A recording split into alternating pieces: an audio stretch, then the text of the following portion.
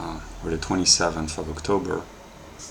Here in France it's 13 p.m., 1 p.m. And I just improvise a short video.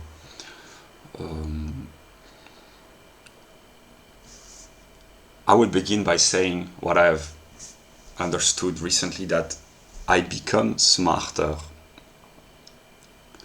every waking hour, which the problem which it brings is that I look back onto my development and I see mostly errors, because from the new perspective things are interpreted in a new light, and I say to myself, I shouldn't have done this, I should have done that. I see mostly errors, which makes me bitter, sometimes even resentful. But yeah. And what I want to express, as simply as possible, I will not make the video very long, but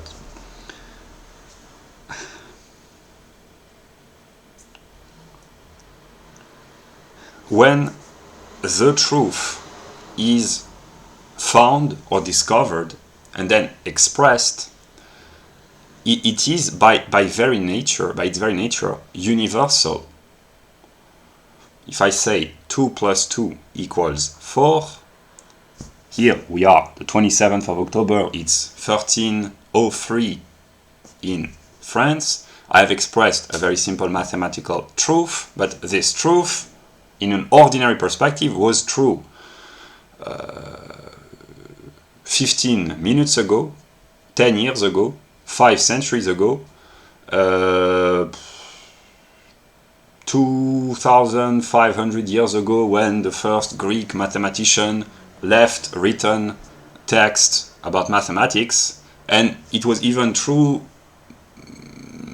whenever a few thousands, maybe tens of thousands of years ago, when the first thinking Homo sapiens discovered this truth, whatever. So it has always been true, but then there are very important philosophical questions. When a truth is discovered, it sheds light retrospectively. Was it true before it was discovered? That's complex. Yeah, and then it will be true 5 minutes from now, in 10 minutes, in 3 hours, tomorrow, etc., etc. And as long as the world lasts, this truth will be true. Yeah. Already I wanted to express myself simply, it's already way too complex. But what I want to say is that when the truth is discovered, then what is the truth?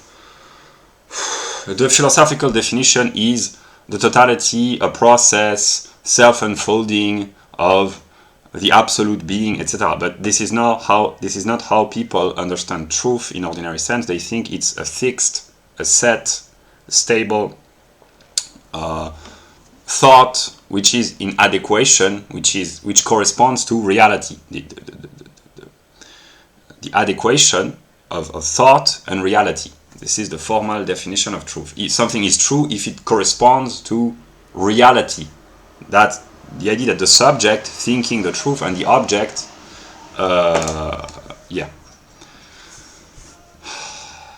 That's the formal definition of truth. The philosophical is more complex, although it also includes the identity of the thinking subject and the object. But what I want to say is that through the mediation of the internet, the World Wide Web, truth in ordinary sense, truths, many truths, there's only one truth, but the many truths are being shared, which makes them accessible in real time for anyone with an internet connection. That's the first thing.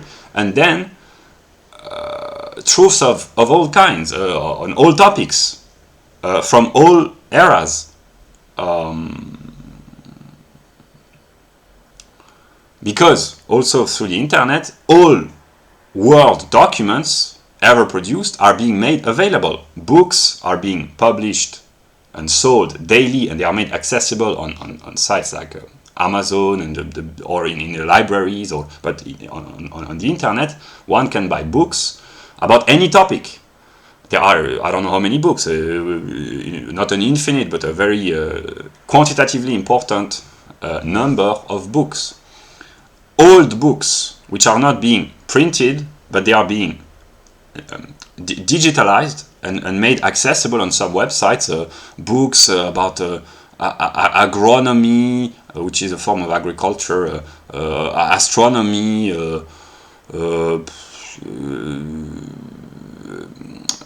medicine of the here I talk about books from the 19th century, from the 17th century, old collections of books. So potentially all the books ever written are being made accessible in real time for whoever is interested. There is a collection, it's called Forgotten Books. This is a very poor edition. In a sense, it's just a printing of a copy of old books. So how do you call it? The formal aspect is not very pleasant. It's not very readable in terms of the purely aesthetic aspect, but it's just how the books were published, for instance, in the 1910s, so 110 years ago, more than 110 years ago, when the typographical device were not very modern, not very aesthetic, etc. And they are just reprinting the digitalized version of old books. So it's very difficult to read because it's not pleasant, but the content is made available. So all the books which have been written in the 1910s, 1920s, 1930s, but in the 1890s, 1880s, there were already, it was not as developed as today because the population was lower, the economic development was much lower, the literacy rates were lower, etc. So there were quantitatively much fewer books being published. But there were newspapers in developed countries, Western Europe, America, Northern America, etc. There were already newspapers, and these information are probably stored somewhere in the old how do you say, newspapers with an old tradition who were founded in the 19th century. I don't know the names, but there are newspapers which are more than one centuries old, one centuries and a half. The prestigious British newspapers, etc. Yeah. So the totality of world knowledge is made available potentially for anyone who is interested, who has the leisure, the time, etc. But in order not to get lost within this mass of information, this overwhelming quantitative abundance of information of all sorts. Football statistics or basketball statistics are informations. Banking transactions are informations. Birth certificates are informations. Sociological data about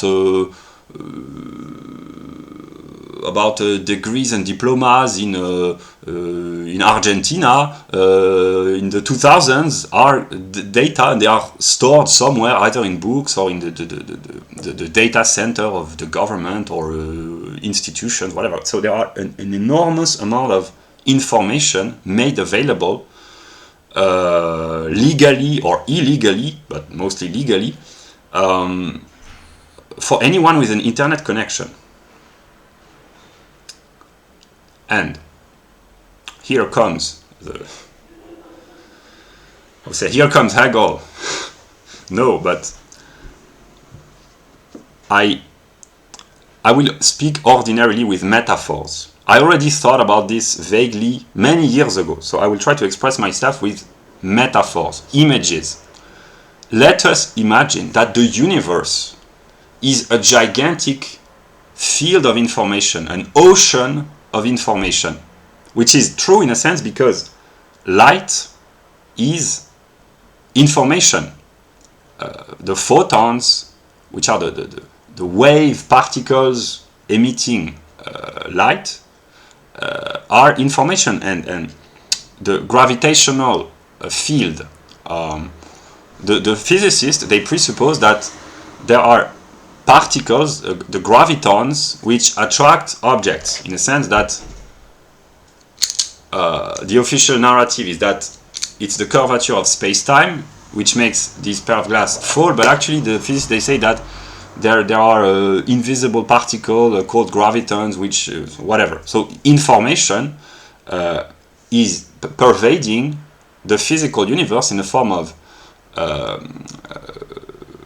physical particles and light particles, whether these are waves or particles. Here is the complexity of modern theoretical physics, but let us just say in ordinary language that the universe could be envisioned as an ocean of information.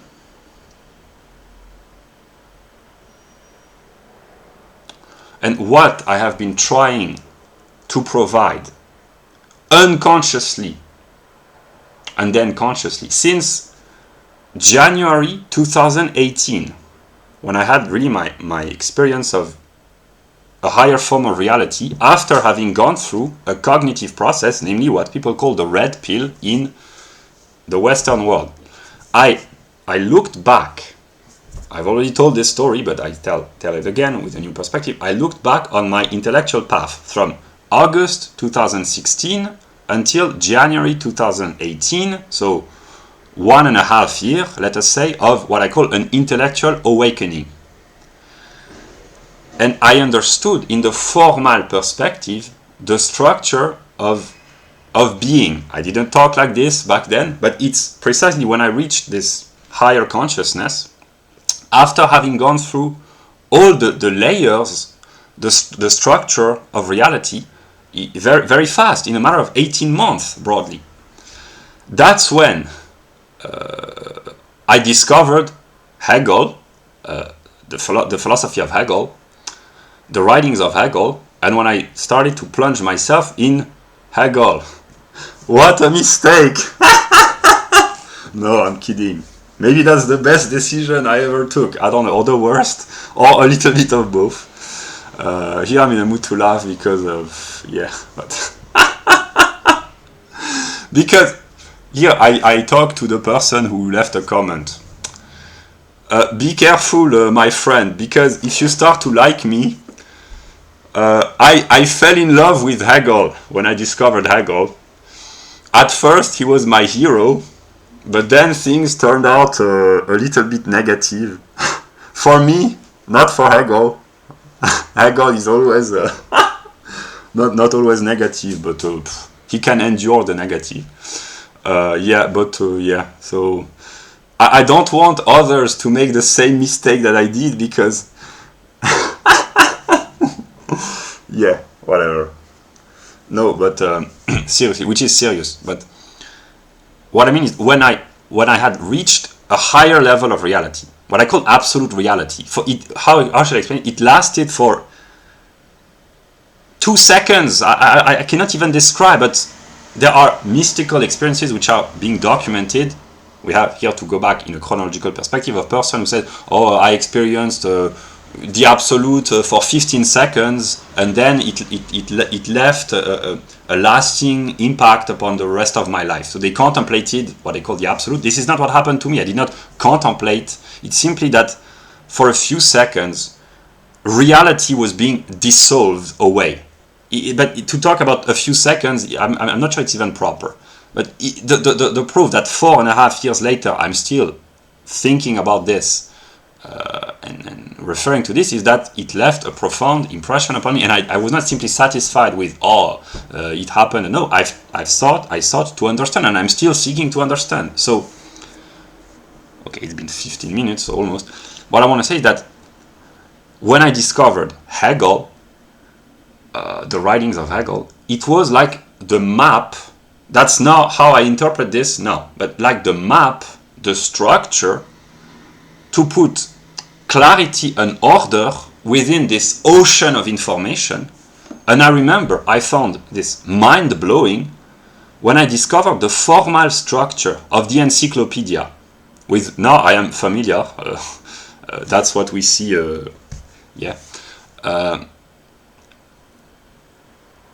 Because my own path was kind of structured, not very, but broadly, like the encyclopedia. But then I realized it's because this is the structure of being. But yeah, logic, nature, spirit. And what I have been trying to provide, consciously or unconsciously, but more and more consciously, in my videos, and especially in those where I present the formal structure. I no longer do this in English because I've already done this too many times, but maybe I will do it again, but precisely not on this channel. That's what I want to talk about. But when I present the formal structure, I did this on the channel Cultural Hegelianism, I did this on this channel, and I did this yesterday on my French channel, Phénoménologie de l'Esprit. It's simply to share a map, a structure, to order the perception of others, which are part of this field of information, and to order my own structure. And because when we look at the news, for instance, there are bits of information, articles, or opinion threads, or which are moments of being, moments of the totality, and people talk, but if it is not recontextualized, information, maybe that's Hegelian, turns into its opposite, namely it's disinformation, not because the facts are false, but because it is not contextualized, it's not restructured. That's why, I understand, that's why I haven't had any sort of quantitative success, because I extracted myself unconsciously and then consciously out of this mass of information. I cannot actually, but it's the universe, if you will. I did not go in some place else, but actually I did in the writings of German metaphysicians. It's simply to see the full picture, to distantiate oneself, to have a clearer view. That's the philosophical definition of the negative in a neutral sense with no moral connotation, because the negative is also partly evil, but from a strictly cognitive perspective, the negative is the individual which detaches himself. Actually, I'm talking about me. I detach myself from the substance, which is this ocean of information, if you will. That's one way of looking at it, a poetic way. And it enables to see clearly. If I have my face stuck on a piece of paper, that's the structure of logic, but yeah, I don't see anything. I need to distantiate myself to actually see something. And I discovered that I was the negative 4 years ago in August 2018. That's not how I called it, but I broadly understood that I was differentiated from the objective world. But then in my empirical life, I have been also negative, not in a moral sense. I also have, and they are partly connected. They are connected actually, but I have been negative. And simply negative means here separation, distanciation, differentiation.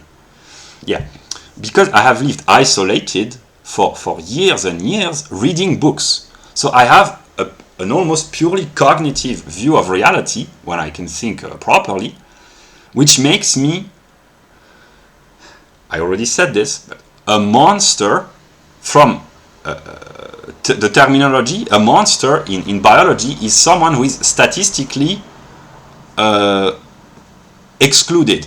There can, of course, when we think about monsters, we think about scary monsters. I can be scary for myself and for others, but also, let us take a good example. LeBron James is a monster in a sense that in terms of achievements, he is completely out of the ordinary. Lionel Messi, he's a monster. Cristiano Ronaldo, he's also a monster in terms of work and also achievements. These are monsters in the good sense. Then there are the negative ones, but it's simply from a strictly terminology standpoint, it's someone who is statistically an oddity. It's at odds with the statistical distribution. This is what it means in biology. In this sense, someone who is very tall, he's a statistical odd occurrence, but it has to happen, and those were very, very short as well. Yeah. So in this sense, my empirical life is a statistical and a sociological monstrosity, because I have spent, actually it's been 13 years that I've lived all alone, with the exception of a couple of years, one might say, but since 2013 I have read books and watched videos almost daily, between a few hours when I was working for a couple of years, or when I was studying for a couple of years. Actually, not a couple of years, for a few months. But otherwise, I have spent many hours each day reading, partly writing, and watching videos about interesting contents, intellectually demanding contents, with an IQ of 131 broadly, namely it's the 98th percentile in a country, France, whose standard it's officially 100, but actually it's slightly lower, but it's very high in comparison with the vast majority of countries on this planet. It's lower than Nordic countries of Europe, and even in the US it's also it has declined for various reasons, but yeah. But it's very high. It's slightly below the Anglo-Saxon 100 average, which is the native British population, classical British white Anglo-Saxons of England. It's slightly below, but it's still very high in comparison with most of the world, actually. So even in a context of very high intelligence, I am already statistically very, although it's not as high as an IQ of 150, 60, 70, but it's already very high in a country which is already above most countries on this planet. The calculation could be made very quickly, but yeah. And it's not only that, but I have spent, let's say, 13 years or almost reading books, watching videos about, not during all those years, but most of those years, at least since 2013, about interesting topics: philosophy, partly religion, politics, history, the sciences, psychology, anthropology, about all topics, first in an unconscious way. That's my red pill process, my awakening from 2016 until 2018. So for 2 years, I read about topics in an unconscious way. I went wherever the process led me, and eventually I explored all the layers, although very superficially. And then when I understood, I started to study thoroughly, by studying mostly logic, which is the fundamental structure which shapes the rest of reality. And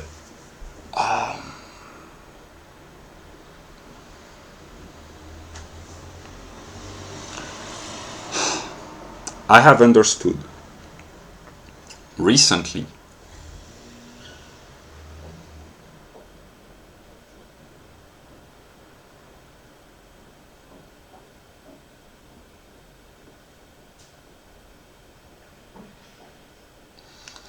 that one of the problems that I suffer from, many problems, maybe all the problems, but one of the most important for me, at least consciously, that I have never had a conversation with an author with whom I can talk about the topics that have been on my mind for the past 6 years, since 2016, and an author who has broadly the same level of understanding. Because either I can talk to people and they are not interested, or they don't understand, or they don't have the knowledge sufficient enough. And here it's kind of connected with what I wanted to say. So I don't know what the title of the video will be, but what I want to say is that from now on I will publish videos in French, but also in English, as long as I can, on the channel Phénoménologie de l'Esprit, because I've understood that I will explain why, but yeah, maybe I will mention this in the title. But what I want to say is that I've recently discovered over the past few months by having ordinary conversation, sometimes with people when I go outside to buy groceries, that the level of consciousness, here I'm not talking about spiritual consciousness or religious consciousness, no, just scientific understanding.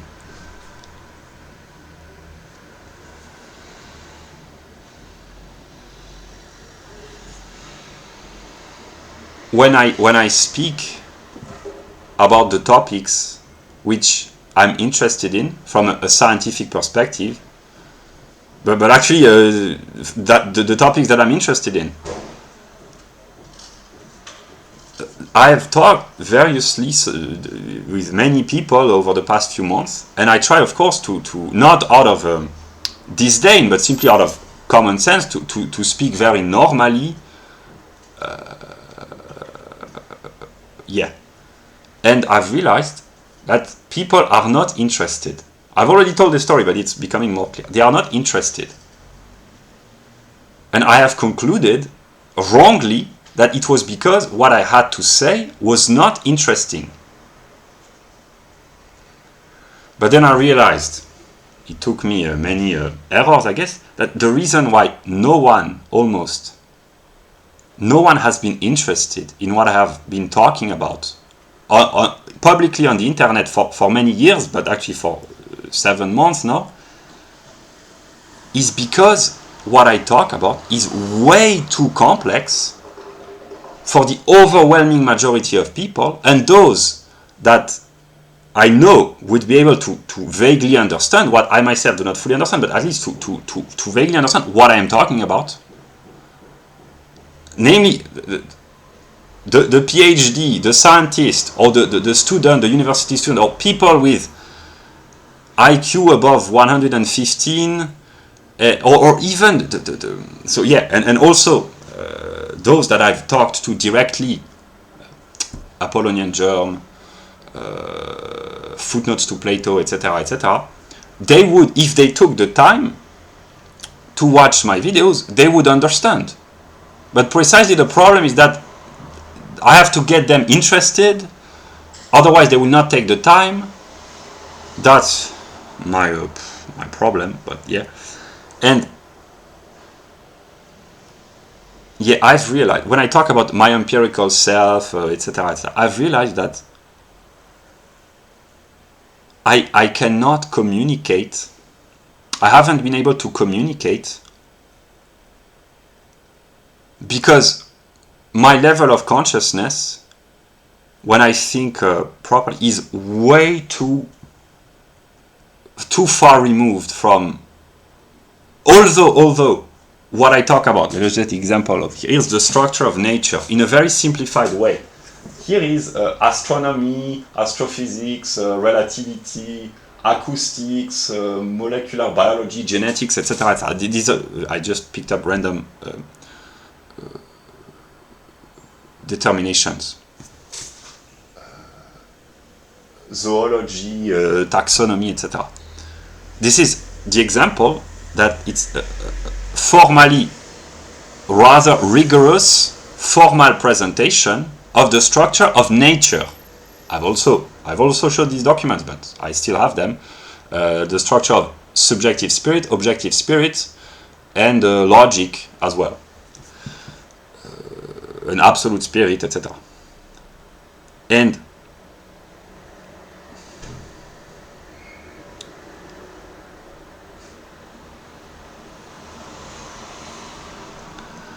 I've understood that what I've tried to express is actually way too complex, although from a strictly philosophical standpoint, it's the formal structure of the totality, namely an ordered, structured presentation of the ocean of information.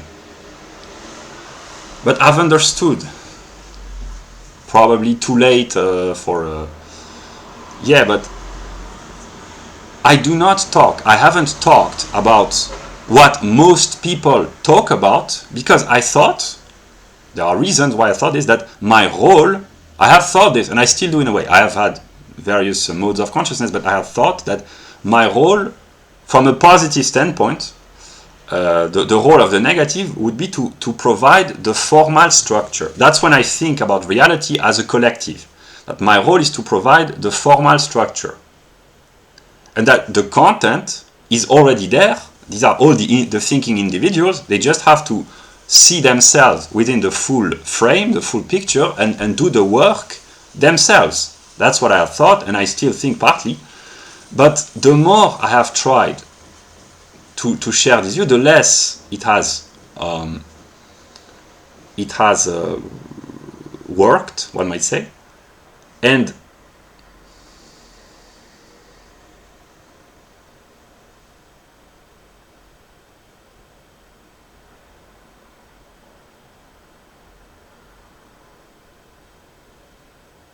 I will not explain what I want to say because I want the video to be short, but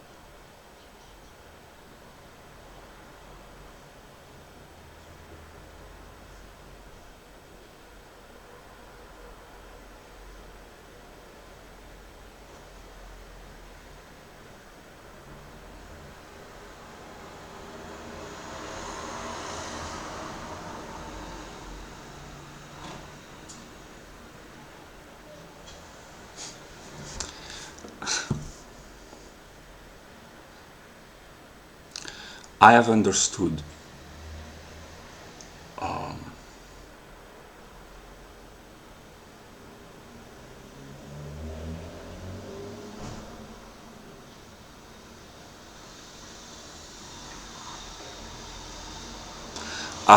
recently that if I could speak normally, freely, etc., peacefully, I could say very interesting things for everyone, almost. But the problem is that's why now I am focusing on freedom of speech in my country, France, in my empirical country, because I've understood that actually there are things which have been so self-evident for me that I will not say that I deluded myself. I forgot. Maybe I deluded myself to mention them because it's so self-evident. But I realized that for others, it's not. And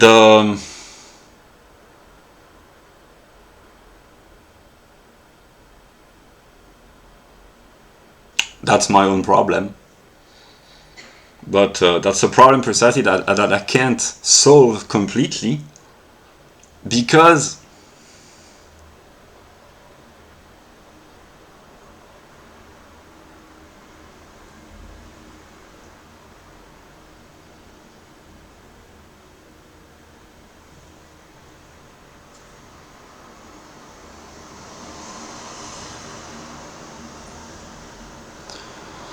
I will not precisely because what I want to say is that from now on I will make videos on the channel Phénoménologie de l'esprit. It's not only in French. I mean, most of the videos have been in French, but I intend to make videos in English as well. But simply what I want to say is that I have had 3 channels. I've switched for various reasons, precisely because I have tried to communicate differently, but I've come to realize recently that I cannot be at peace with myself if I have multiple identities. I mean, I do, this is partly what I am, but I have to unify myself, and I have reached a point where I've understood recently that in my ordinary reality there are contradictions which appear in the forms of people, and that I can try to escape from one way or another, but the contradictions keep reappearing.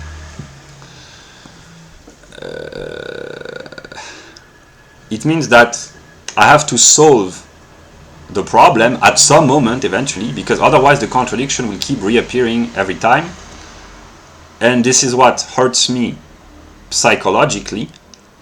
And I have to solve the contradictions. And the problem that I suffer from is the disconnection between the universal, what I call the mind of God, one might say, and my singular, which is Luca, me as an individual, what I called my empirical self, which is still the case, my empirical self, is that I've been living a double life, or maybe a triple life, because I express myself in English, and I know, if I'm honest, that I gave the links to people that I know empirically, but I know that they don't really care. But precisely, this is part of a dishonesty, because I'm intelligent enough to understand that speaking the truth implies having to, that's the duty, and being able to speak the same truth for everyone, because there is only one truth. That's why here I will be a little bit comical. When I go down into the hostile world of empirical France, where people they are not aware of IQ distribution, the recent development of sociobiology, the alt-right. I do not identify with the alt-right. I have partly. It's still part of my development, but simply that it's so far removed. The development of libertarianism, the deep state in the US, etc. It's so far removed. But I've realized it's so far removed from the consciousness of people who are supposed to know about this, precisely the Anglo-Saxons. And here, that's really the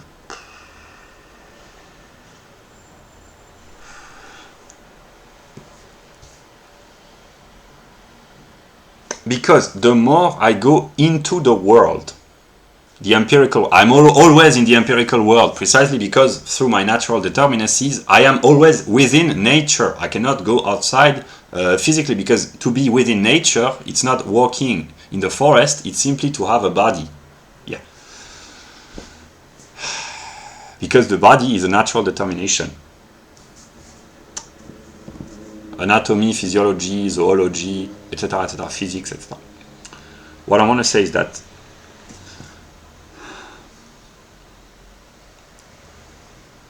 there is one mind. For what I said at the beginning of the video, the truth is one. Pythagoras' theorem about triangles, arithmetic, algebra, etc. The truths are universal, because the truth is universal. But precisely the truth is a totality, and I've tried to provide, and still will try to provide, a formal view of the totality, and to fill the formalism with content. And yeah, I have reached a point where I've understood that I can no longer live.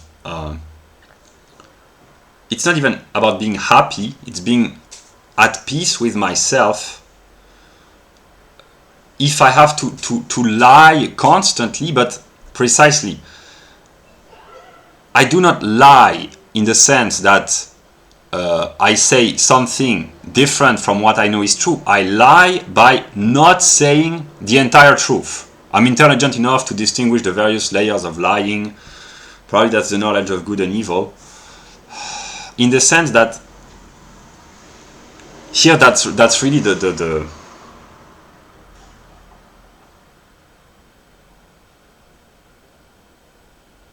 suffering.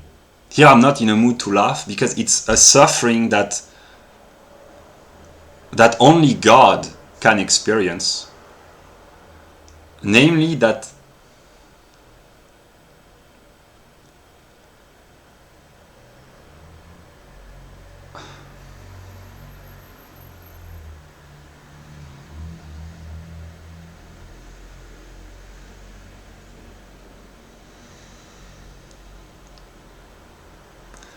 I have shared links to my videos to various people, either randomly or to people that I encounter, So in this sense, I'm trying to do good by saying, okay, I've shared parts of the truth, but I'm intelligent enough to understand that because of their working conditions, their psychological determinations, and their life, simply they will not watch my videos. Or if they do, they will not understand, not because they're not intelligent enough, or maybe partly, but no, simply because of a lack of context, the education, the culture, the circumstances, etc. It's not their fault, but yeah. I do not doubt their ability to understand, but given a limited set of circumstances, it's not possible. So I am trying to do good while knowing that it's not really good, because it's one way of, that's precisely, that's why my excess of intelligence, I can analyze evil in real time. Namely, it's like those in ordinary language who say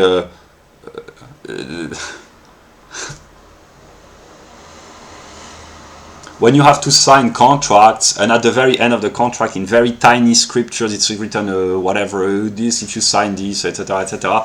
That's one way of saying the truth. Oh, it was written on the contract, you knew. Yeah, but if you put 15 pages of paper, you have to read everything in a very complex jargon, very complex terminology. It's unintelligible. Only a specialist in law or whatever, accountancy, or a specialist in judicial transaction or whatever can understand. It's one way of, that's what the big companies do. It's one way of telling the truth. We warned you, it's written here. Yeah, but they perfectly know that it's purely formal, in a sense that psychologically people will not read the entire contract, and if they do, that's proof that they have already been duped and lied to and fooled. Yeah. So in this sense, I am very smart, but it makes me suffer in the sense that the only way for me to be appeased is to speak one truth to everyone, the people that I encounter in the street, the people that I know empirically, and the random person on the internet, which eventually, this random person, they are the whole community of mankind. All those who have potentially access to an internet connection. That's why I've made videos. Now, they look stupid, but I understand that I could talk directly to Mr. Biden, Mr. Xi Jinping.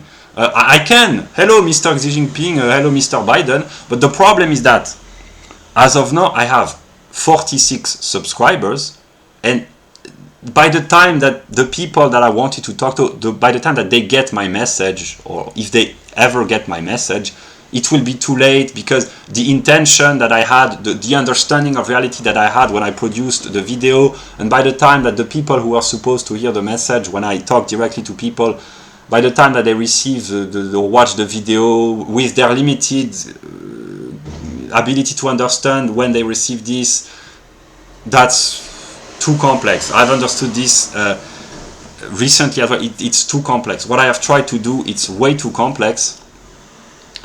Yeah, that's part of what I said earlier, being intelligent. I see only errors in my past, but now I've understood that I have to speak my truth to people that I know empirically. Here, to know means direct contact and having talked to directly, but precisely I do not intend to spend many hours a day talking to empirical people. Maybe I will do this at some moment, but I will still try to communicate publicly on the internet, but precisely I will do this on my French channel, but actually, as long as I can, I will speak in English and in French, because the documents that I have produced, they are written in English, in French, sometimes in German, but then I cannot speak at the same time 3 languages. I've tried to do this. The French, when you implement English words in the French vocabulary, they don't like this. Yeah, very annoying, these French people. If they even care about the quality of their language, which is more and more rare. Yeah, no, but more seriously, I will no longer consciously make videos on this channel, because I've understood I cannot be at peace with myself if I have to lie, not in the sense of saying something other than the truth, but not saying the full picture. But then I just illustrate. If my problem, I state the problem in order to be at peace, at least partly, I have to talk to a person who is willing to listen to me without interrupting me, or in a dialogue, but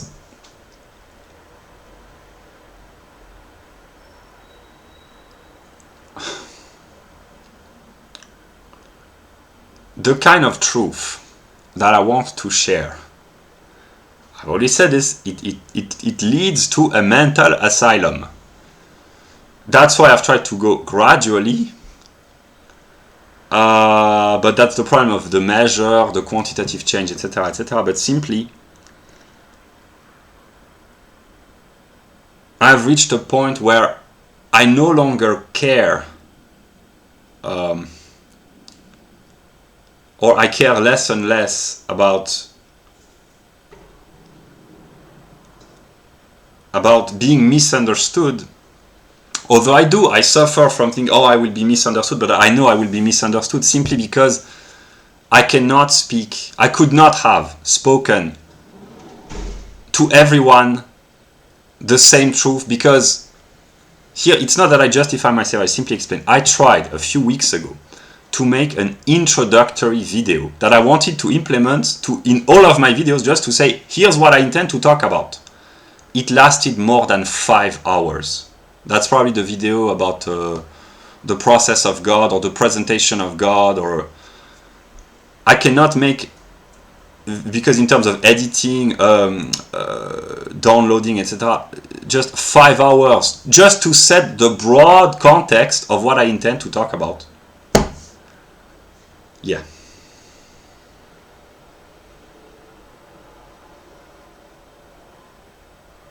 That's why I explain to current viewers, future viewers, or to my future self, if I watch this video someday, I don't know, but I am constantly being tormented. It's not a sin, it's not being punished for sins. I've understood this. I could speak for hours about religion and the problems of religion.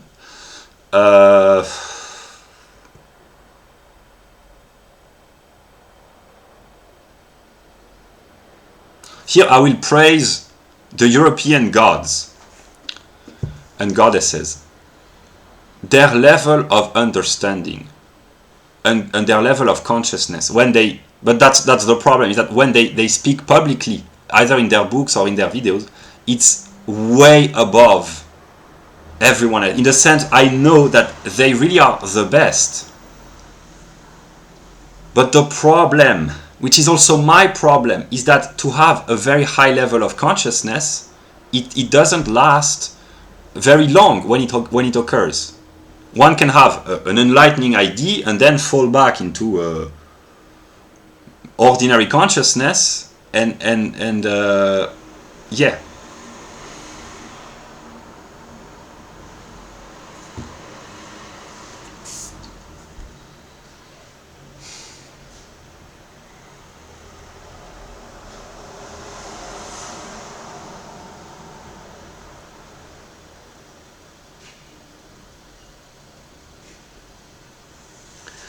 My suffering recently has been caused, and still is being caused, by the fact that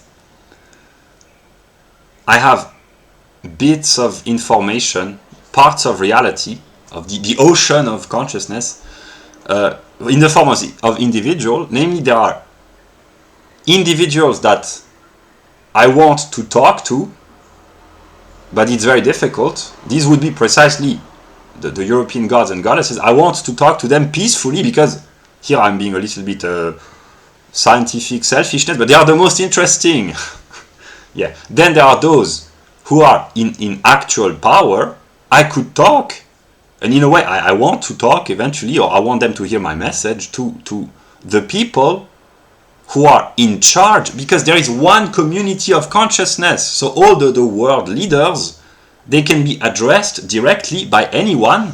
And why would they listen if this person has interesting things to say? But that's my problem. I talk about the totality of being, and very few people are interested simply because the requirements are so high and so removed from ordinary consciousness.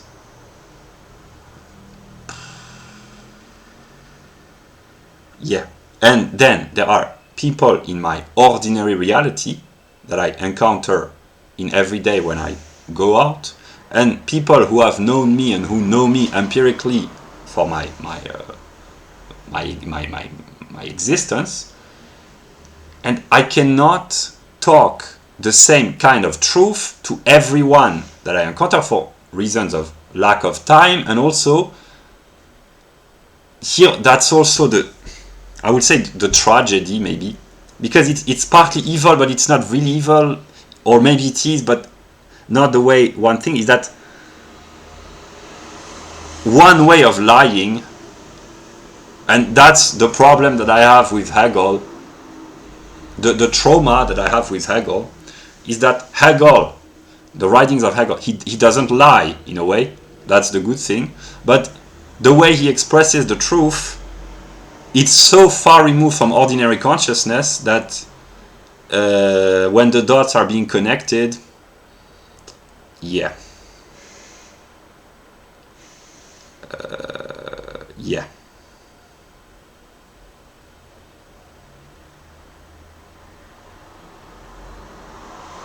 And I am guilty of having made the same,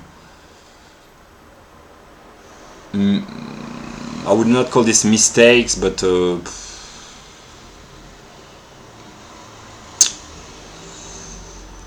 I don't know how to call this. But here I'm talking to myself because it's so abstract. But what I want to say is that I've reached a point where, in order to find any sense of satisfaction or peace or appeasement, I have to find myself in a situation where I can speak the same kind of truth to everyone. Yeah.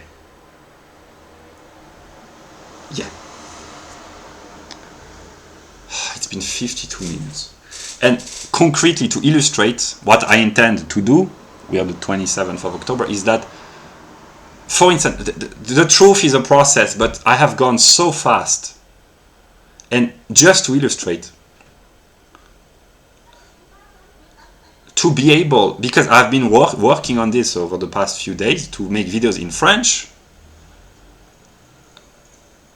to talk about sociobiology, race realism, IQ, just these three topics. It's very far away from I mean, it's important, but to talk about these topics, first, one has to be careful under legislation, there are some things, etc., etc., but even that's not, because the kind of books that I've talked about, they are not illegal in the sense it's not derogatory or racist or whatever, it's simply race realism. But so the problem is not, strictly speaking, the law, or it can be, but the problem is the level of consciousness. To talk to ordinary French persons about the existence of distinct ethnic group. That's just one very basic level in the process of truth. I discovered this 5.5 years ago.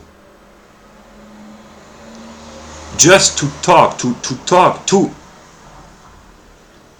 ordinary persons about this topic, which is universal knowledge. This is connected with what I said earlier, namely the race realism. It's not white racism. No, it's of interest to everyone. Every human being ought to be maybe interested in his own determination. That's why when the white racist scientists, they produce sociobiology, let us call this simply, they encompass in their study all the human groups. That's why it's universal. And not only, but overwhelmingly, these are white people who do this.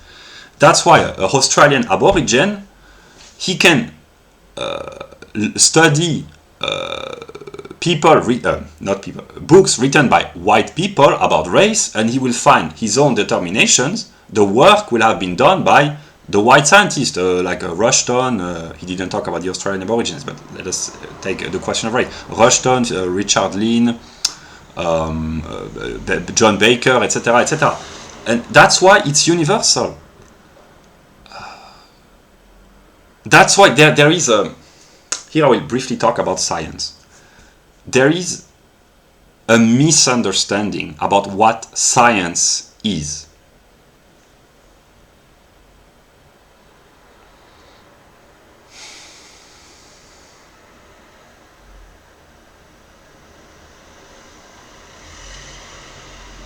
Which is connected to the question of privacy.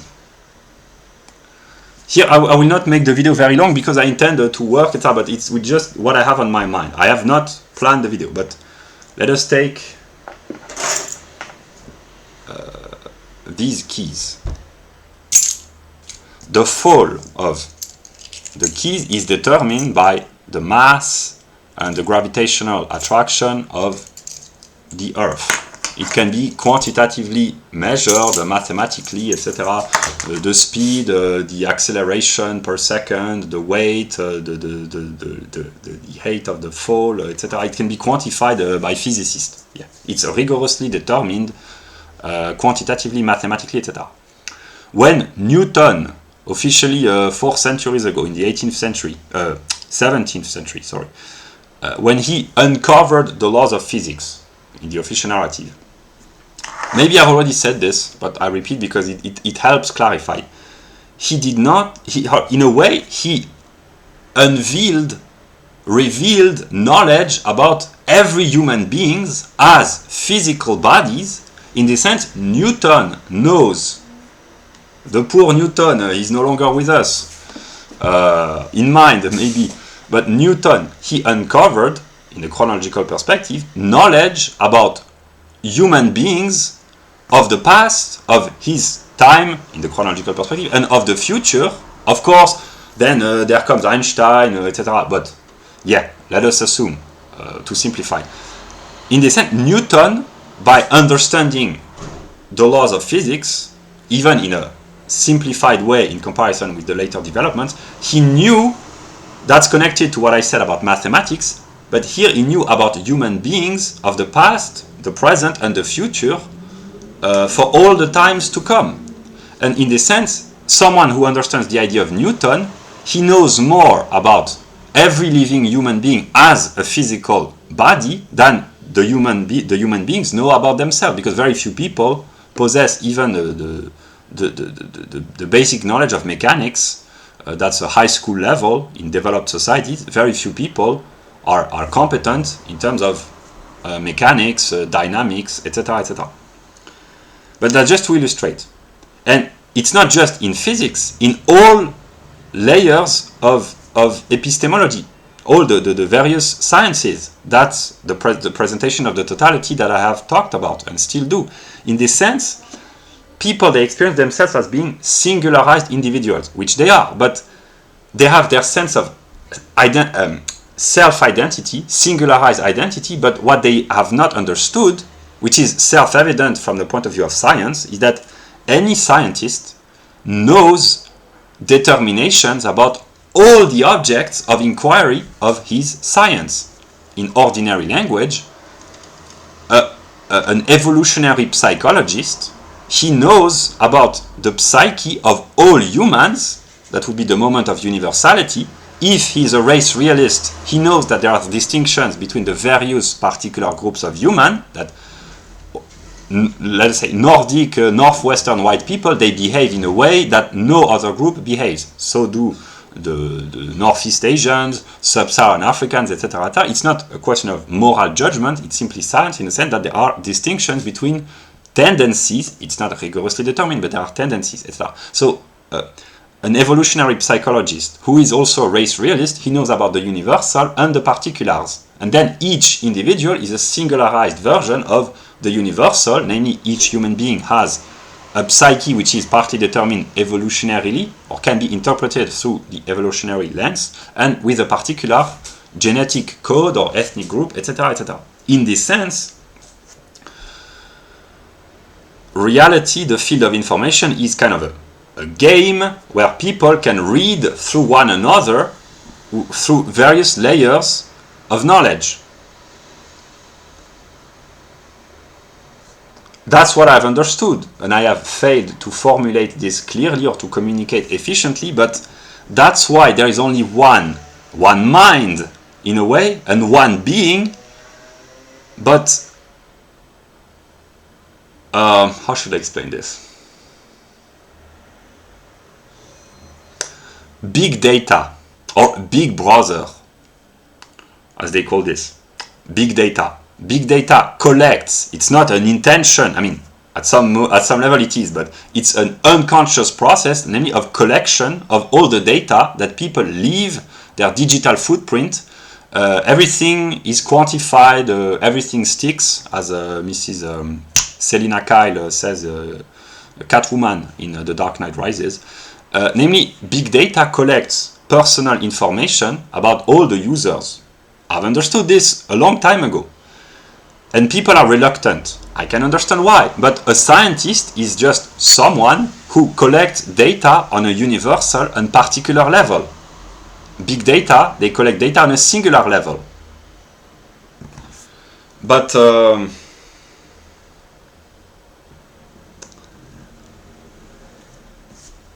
how should I explain this?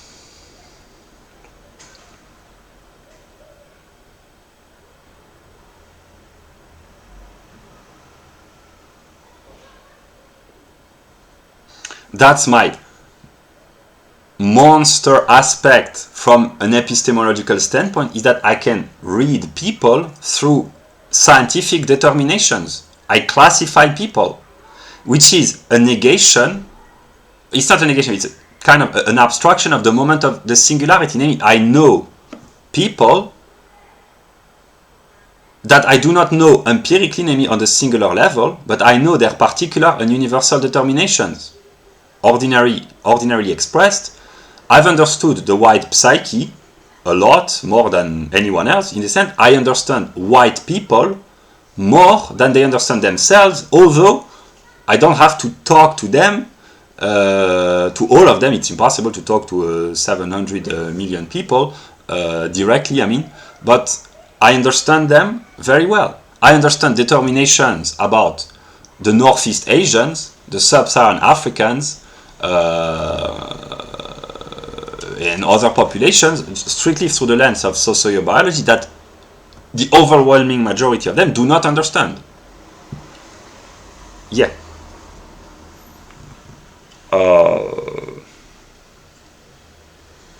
Yeah.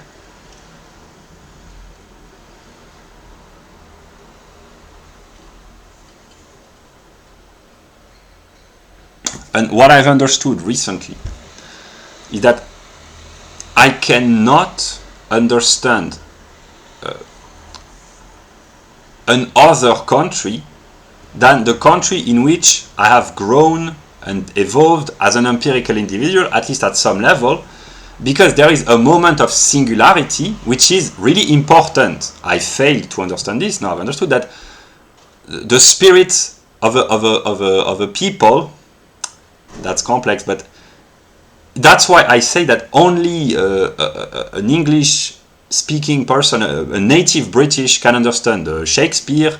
That's an illustration, but there are expressions of spirit which only certain person can understand. In this sense, another example, I understand aspects of the Japanese psyche, but I can never be fully Japanese in the sense that as an empirical individual I cannot be a Japanese person. Yeah. That's why I have understood recently that the reason why I failed to communicate is partly because my truth is way too abstract, way too complex, but also because I have to unite the universal and the singular, namely to be able to express the truth to ordinary people, and I cannot, or I do not intend to move to the United States or to another country, because I've already tried to do this. It failed, and I will not do this. So what I want to say is that the universal is the same for all. The particulars are the same for all those who share the same particularity. Gender, ethnic origin, citizenship, culture, civilization, religion, etc., etc. And the singular is unique to everyone, and every moment is important. Yeah.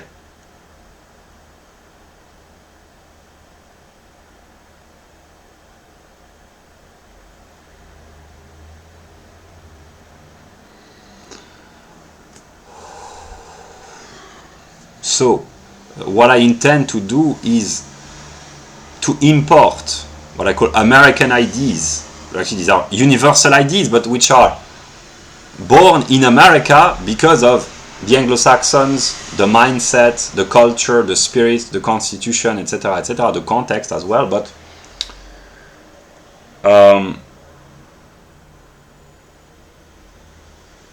yeah.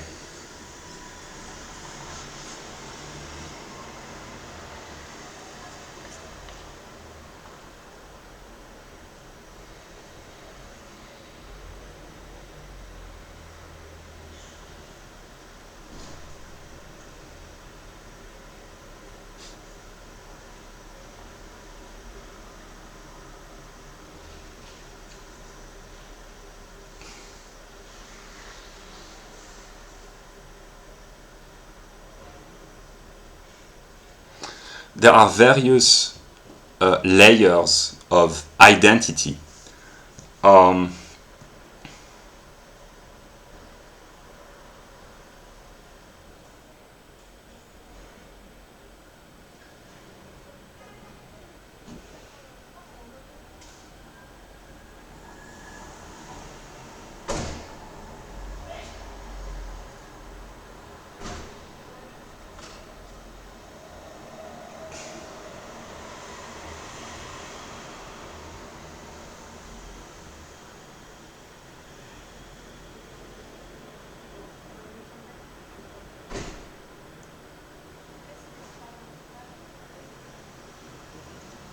I will try to express myself as clearly and as honestly as I can.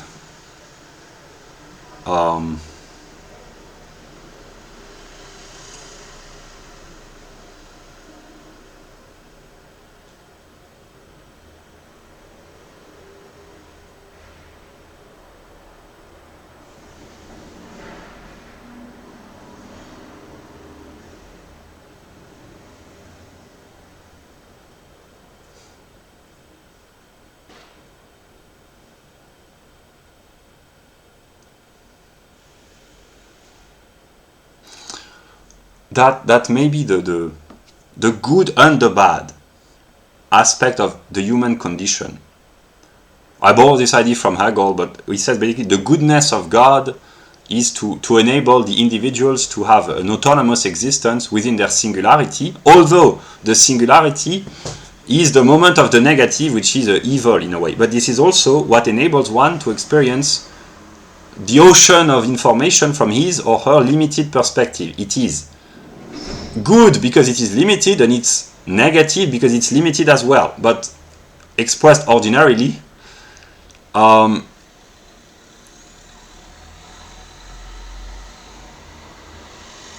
what I've understood, what I'm in a process of understanding, is that the trauma, there are individual traumas. Each person suffers on an individual level from various traumas, and there are collective traumas which are engraved in the memory of a person because of his belonging to a particular people. And in this sense, from a purely intellectual standpoint, I can understand the suffering of of all peoples through a cognitive process. In a sense, I know the British, what they kind of suffer from, the Irish, the French, the Germans, the Americans, etc., etc. But how should I explain this?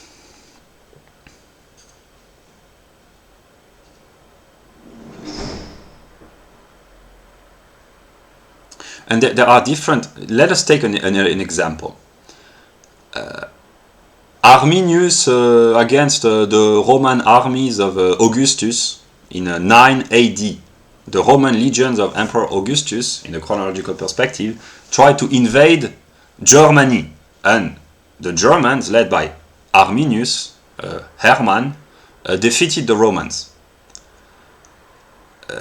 Very few people are aware of this, but I discovered this in the writings of Pierce, an American, but with a culture and with a knowledge, and for him that was a defining moment in the history of Europeans anthropologically. And this kind of a trauma that very few people share today. Who cares about what happened 2,000 years ago, the Romans trying to invade Germany, etc. But it was because it shaped the destiny of the world, in a way, from a chronological perspective. And who is responsive to this kind of knowledge today? Very few people. That's why, here I think about Caroline, when she talks about Charlemagne, there are very few Europeans,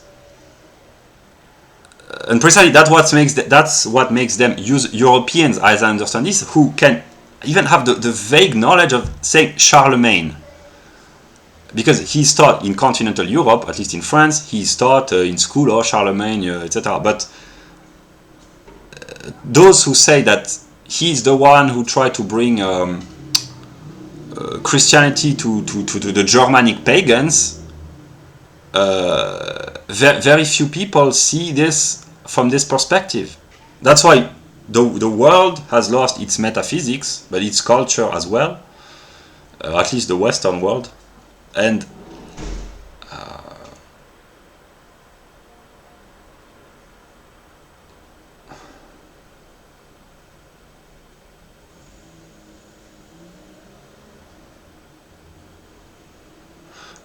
I know that the trauma in the US is the Secession War, the wound, and in France it's the 1940 defeat with the Nazis invading France.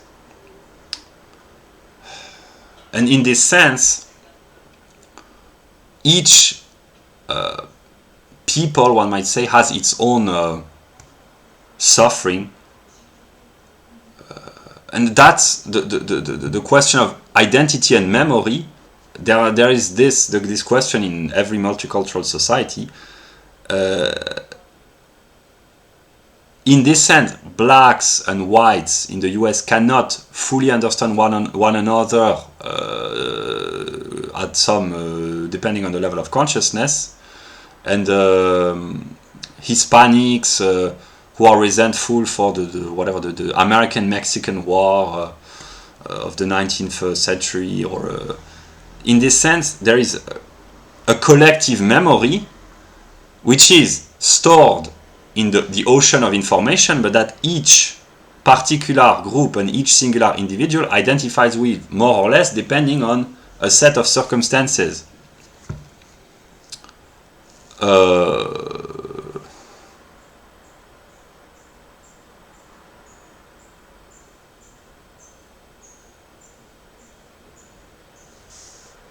Yeah. And that's how unity is established.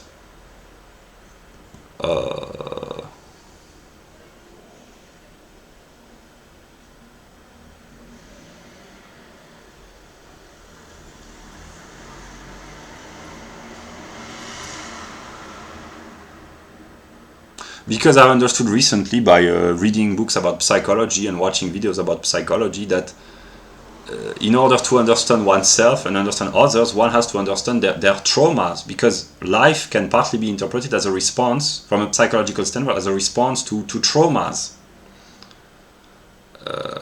Yeah.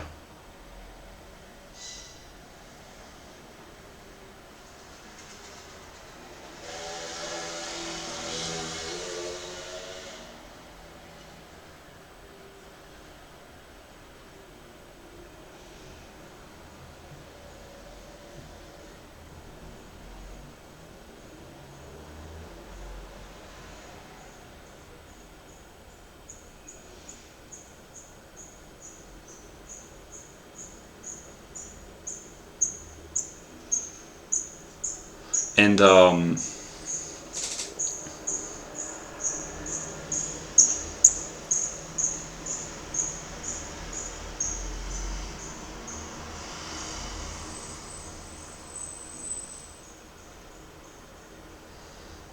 yeah.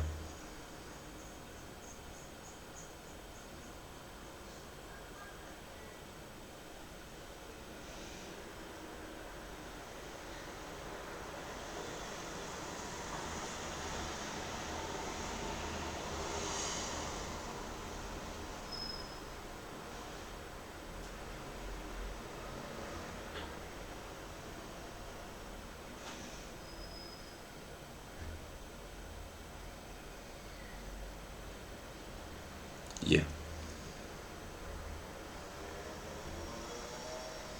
I will conclude honestly.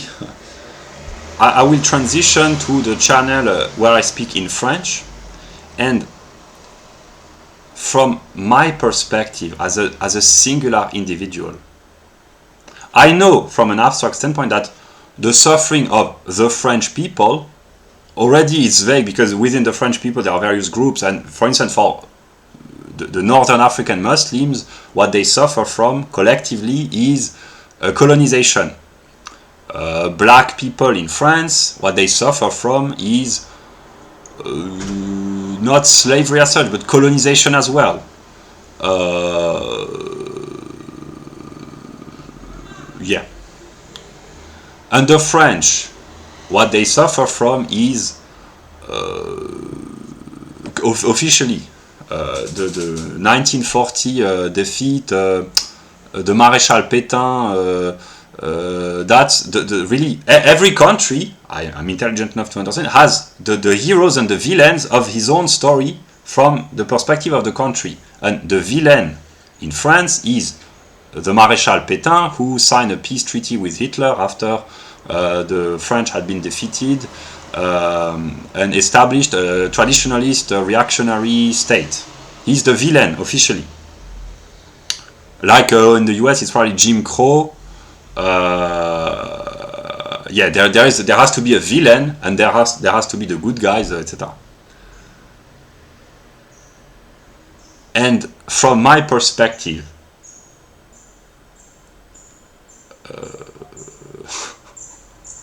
from the perspective of the ordinary French people with vaguely a culture, I'm willing to say this in French, but I've already said this.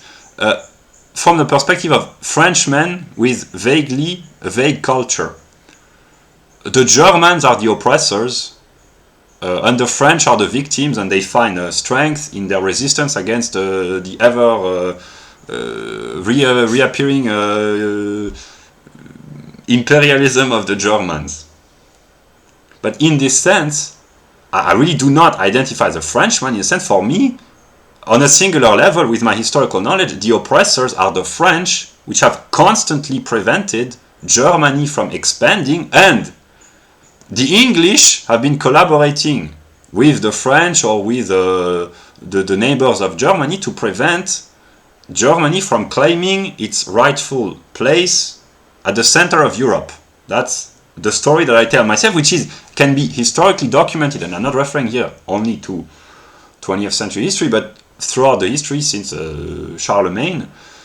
So this is not the story that I tell myself. I know it's the proper way of interpreting history. Namely, it's only, both sides have to be taken into account, but it's only from the perspective of German nationalists whether they are German or not, that the history of Europe as a continent can be interpreted properly. I've discovered this. This has been one of my traumas. Yeah. And yeah.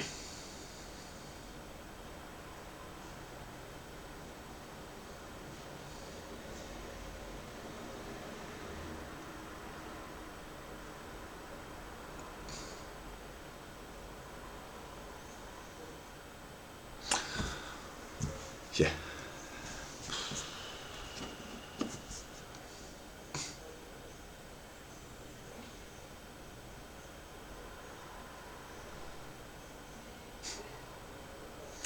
Here maybe I'm becoming smart, I don't know, but when I had a profound mystical experience with Stella, I don't know who I'm talking to, but the American girl, the principle of femininity, Stella, the Wonder Woman. I will talk to you, Stella, whether or not you hear this, I don't know, but let us imagine that someday you will hear this. You made a video where you talked about Andrew Jackson and you had a Confederate flag in your room. And you talked about the Austrian politician and Andrew Jackson and the banks, etc., etc. And that's when I recognized you spiritually. And in this sense, you are American, and your wound as an American is the secession war, the Confederate, etc., etc., the South and the North, and my wound as a Frenchman. I have no disdain for the French myself, but I live in a region of France which historically has belonged to Germany and should belong to Germany. That's a joke. My wound is not the wound of the French, but the wound of the Germans.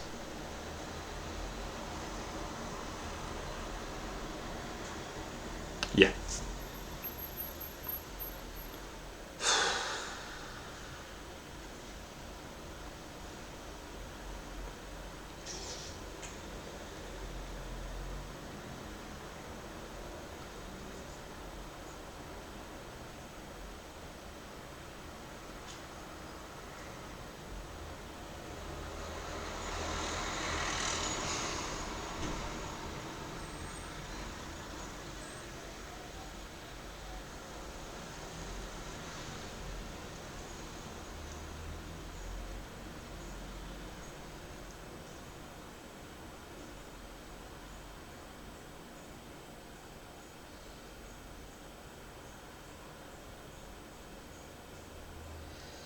Yeah.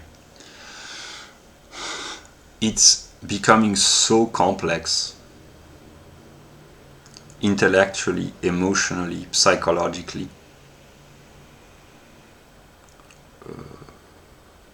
Yeah. Because I have so many interesting things to say about most topics, simply because I've realized that actually I know a lot more than most people, even those who have a formal training, who have studies, etc., etc. I could say very interesting things about many topics, but I don't know if I will be able to. That's part of the suffering. But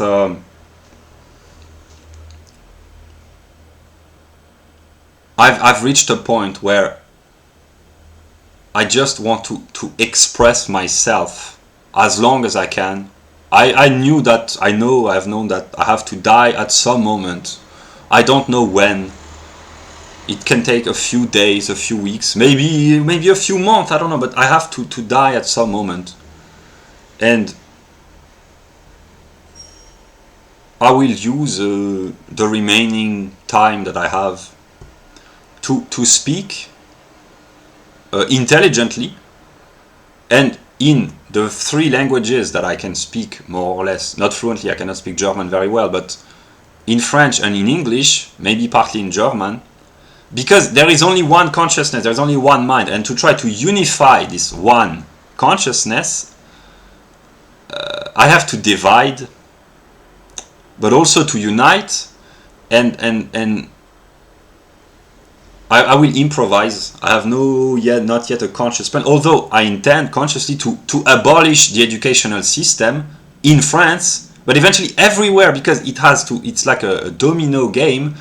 It falls in one place and it falls everywhere, because the fundamental problems are structural. They are the same, they are systemic everywhere. That's why, with the 27th of October, I don't know what's going to happen consciously, but I will make my own revolution in my own country from a citizenship point of view, and either it fails and I will be sent into a mental asylum or a prison or whatever, but I don't care, because I know more about psychiatry, psychology, about the prison system than the people who are in charge. That's why I've become kind of joyful and confident in certain aspects, because I have accumulated so much intelligence and knowledge over the past few months that I am no longer afraid of the people who are in charge. I really don't. Like the representative of the state of any kind, or the official persons, I have no fear, because what I have gone through and still have to go through, but it's so far removed to what they think they can exert as kind of power. In this sense, if I have to talk to a psychiatrist or to whatever, to a lawyer or to an officer of any kind, I'm no longer afraid, because I have very interesting things to say, and I can outsmart them without a problem.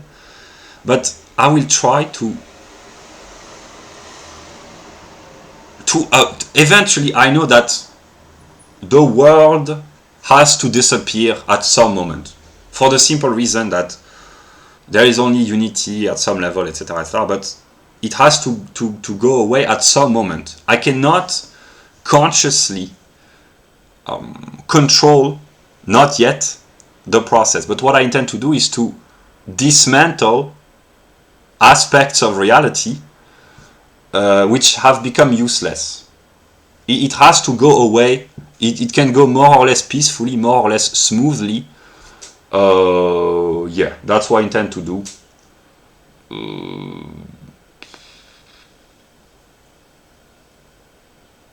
Yeah. So it will be 1 hour and 30 minutes.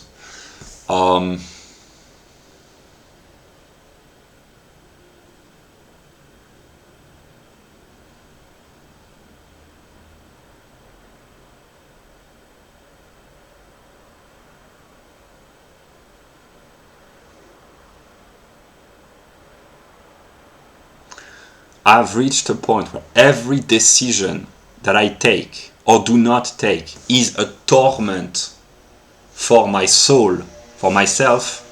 I am constantly tormented, not for the sins, or maybe indirectly, that I've perpetrated, but because of the ontological structure of reality, because I am torn apart between aspects of me that I love. That's really the difficult aspect.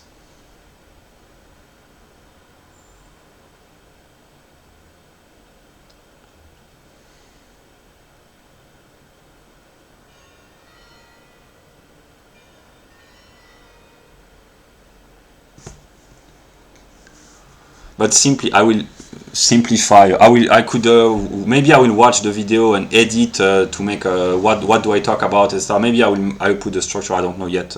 I don't know, but I really had. I came to realize recently, in the perspective of 2022, I mean, in the past few months, that the reason why the people that I have talked to empirically about my work, the reason why they haven't shown any kind of interest is not because what I say is not interesting enough. It's because it's way too complex. But truth, if it has to be expressed more or less rigorously, there has to be some level of complexity. And that's my problem, is that here I'm talking to myself, which is kind of hurtful in the sense that I know we are the 27th of October. I know that I will be misunderstood by others. Yeah, I've understood this. I have to live, maybe to die, with this knowledge that maybe that's partly playing the victim card, but actually no, because the oppressor and the victim eventually, in the unity of all things, they are the same. I know this abstractly, but it's really hurting within God, because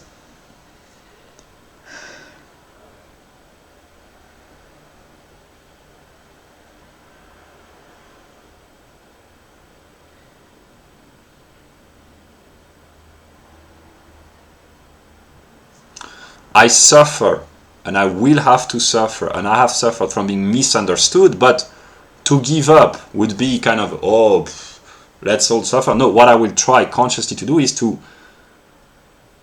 I cannot solve all the misunderstanding I did, not all at once, but is to make myself understandable.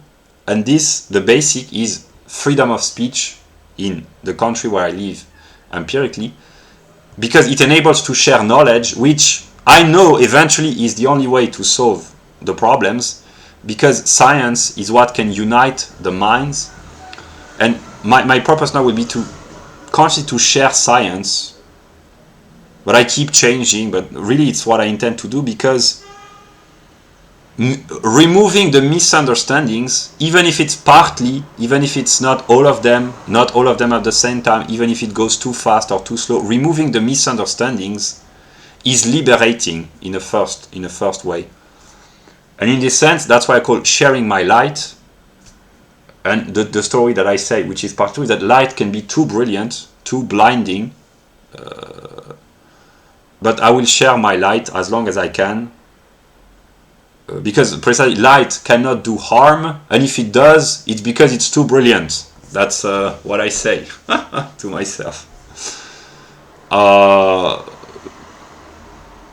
But yeah.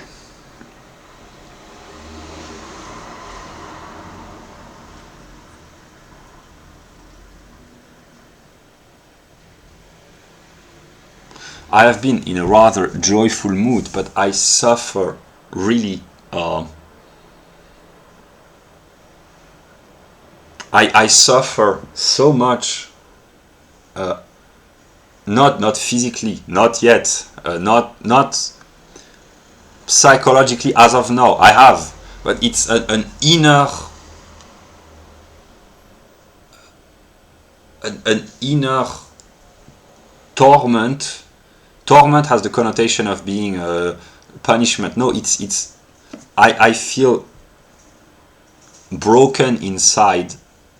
Avril Lavigne made a song about this, I think, because up until I think the month of May or June, I don't know, I really thought I would have nothing interesting to say, but now I've started to realize I could say interesting things about many topics, not because I have become much smarter in the past 4 months, since June or May, or I don't, not because I have accumulated, although I have, but it's simply because I have realized that the knowledge that I have been accumulating could actually be very interesting,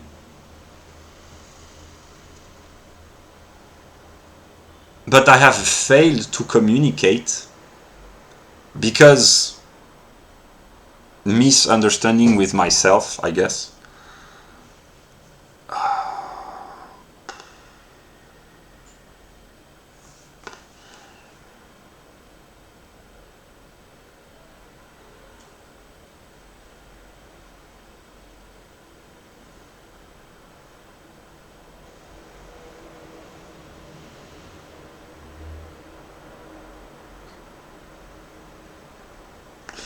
I will end on a positive note.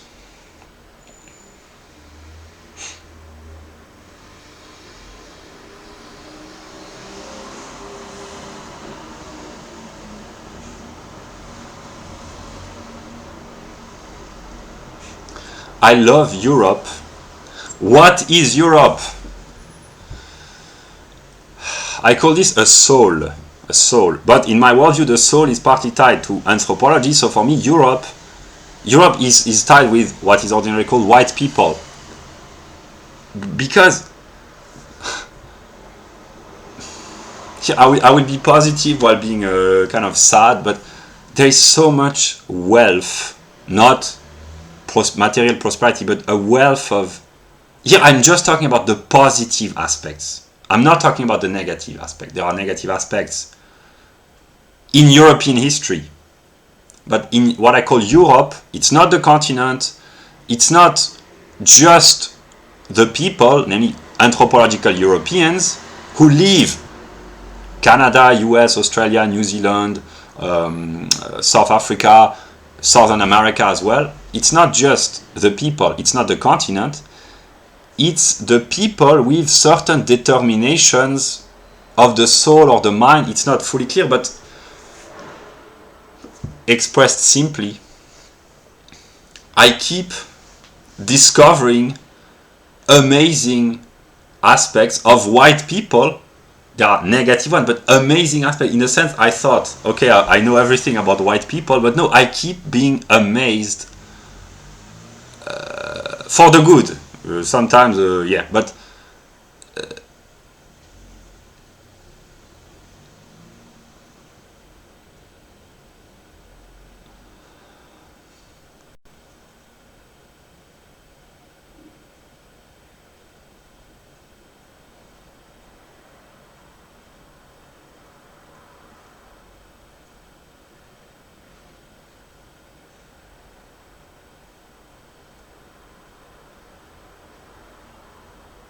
because I have published a list recently of what I call the Phénoménologie of the mind of God in French, but actually there is the English and the French translations, and all the persons, these are individuals which have been important in my development, and they are, I've not made statistical, I'm not an Anglo-Saxon scientist, I have not made statistical analysis, but the overwhelming majority, they are anthropological Europeans.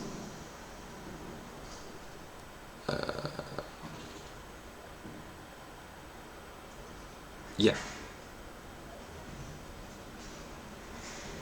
They, in this sense, I will praise European. They produce, still in this day and age, which is considered by those with higher knowledge to be an age of decadence. Even in an age of decadence, scientific production in the natural sciences, in anthropology, psychology, economics and politics, art, it's amazing.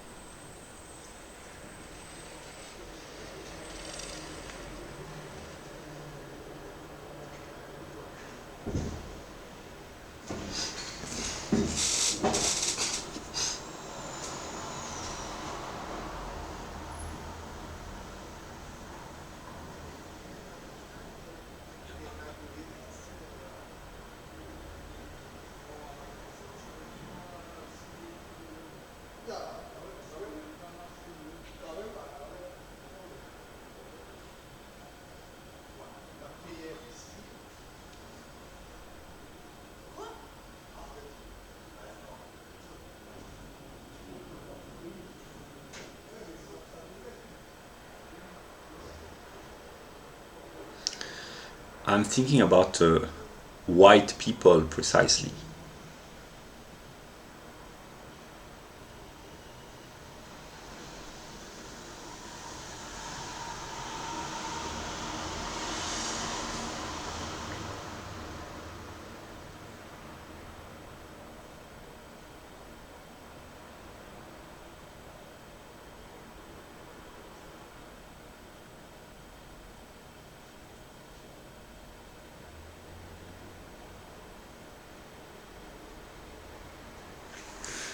There is so much.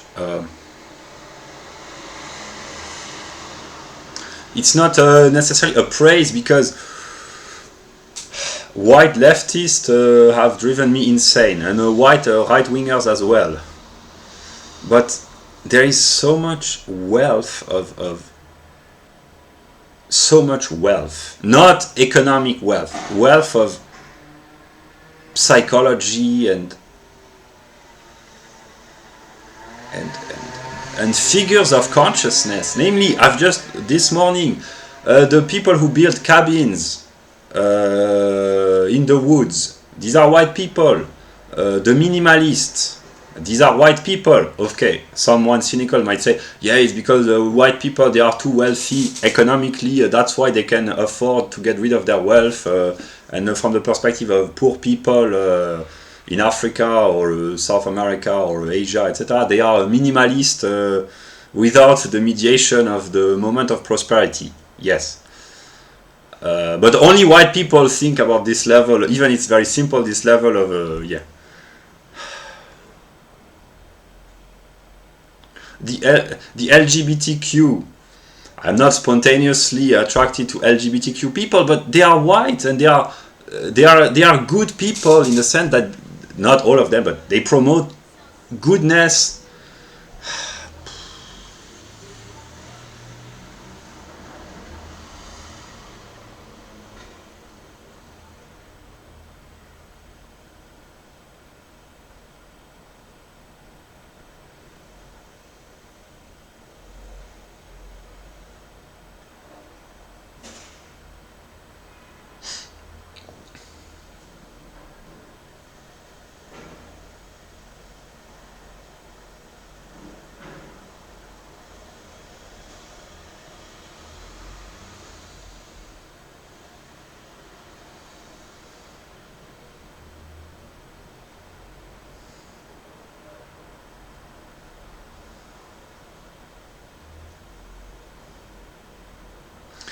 What I want to say, the communists, the libertarians, the nationalists, the anti-racists, the ecologists, the entrepreneurs, the artists, they are all white.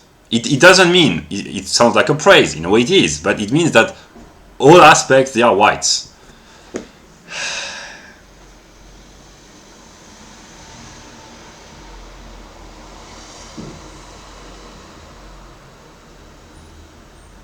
Which the problem is that this is what white people are conflicted. They are on both sides. I know this because I am on both sides, which makes me suffer. What I want to say, that over the past few days, I have discovered amazing people again. I've put the links. There's a person. I will put the links.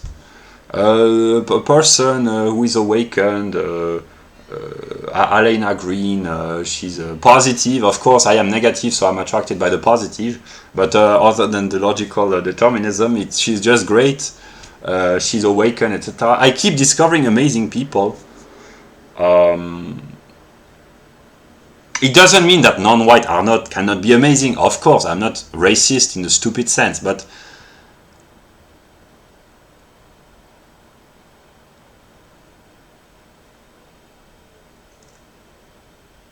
it's just that there really are conflicts within my soul between the masochistic leftist tendency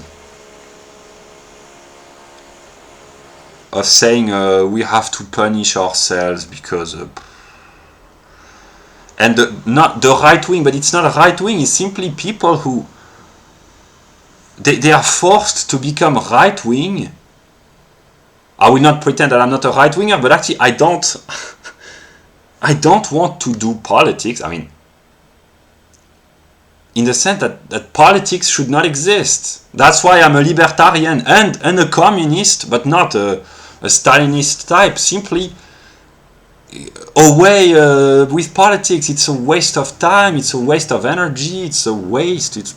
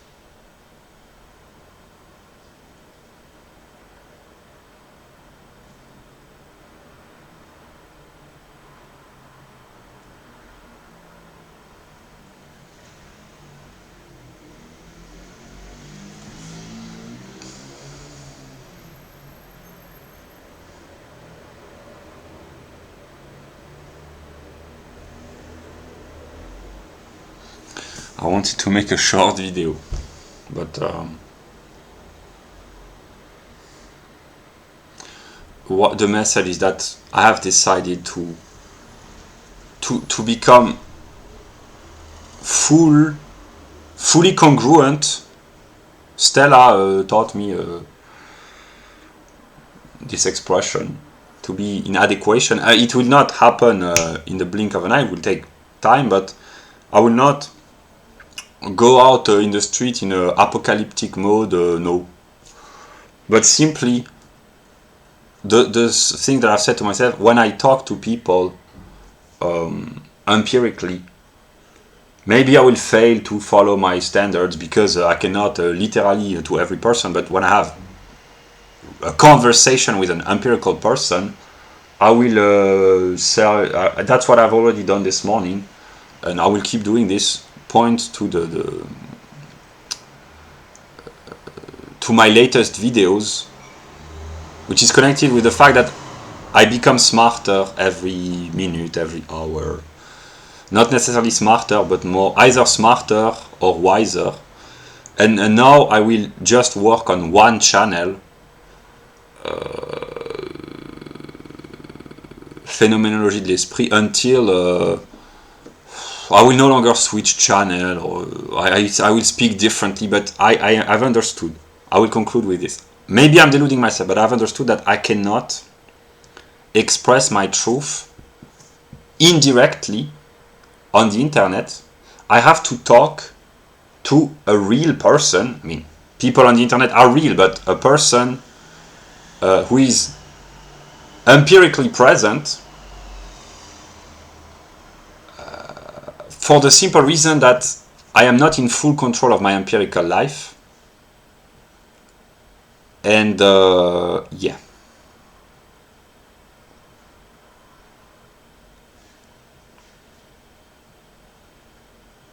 Yeah.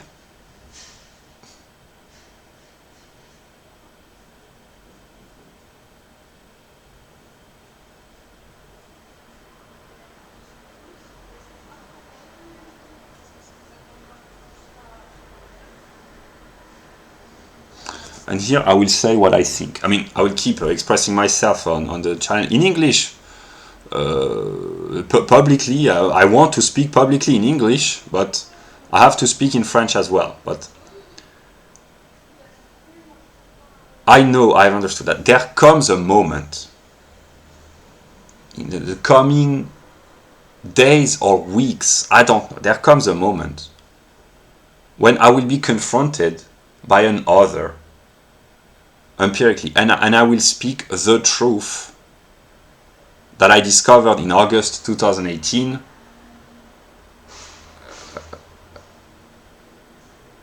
Yeah, I already have, but a person who is capable of understanding with the mediations and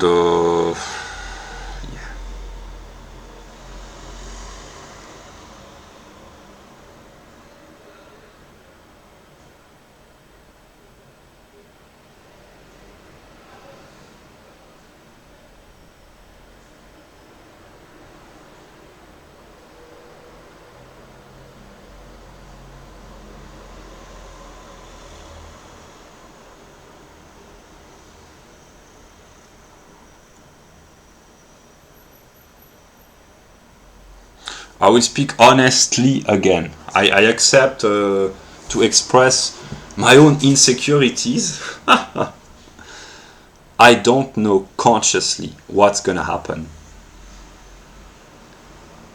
But the way I envision this is either I am dying, eventually we are all dying, to live is to die slowly, or I am living, to live is to die is to live, either I'm dying, to die is to live slowly, or I am living and to live is to die slowly, whatever. But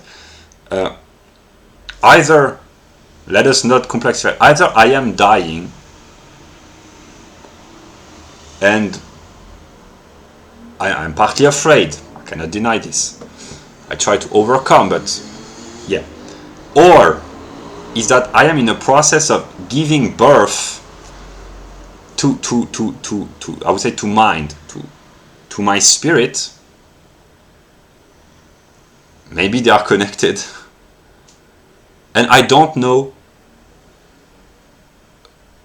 what's gonna happen. I know that something's gonna happen in the coming days or weeks, for the simple reason that I carry a truth that I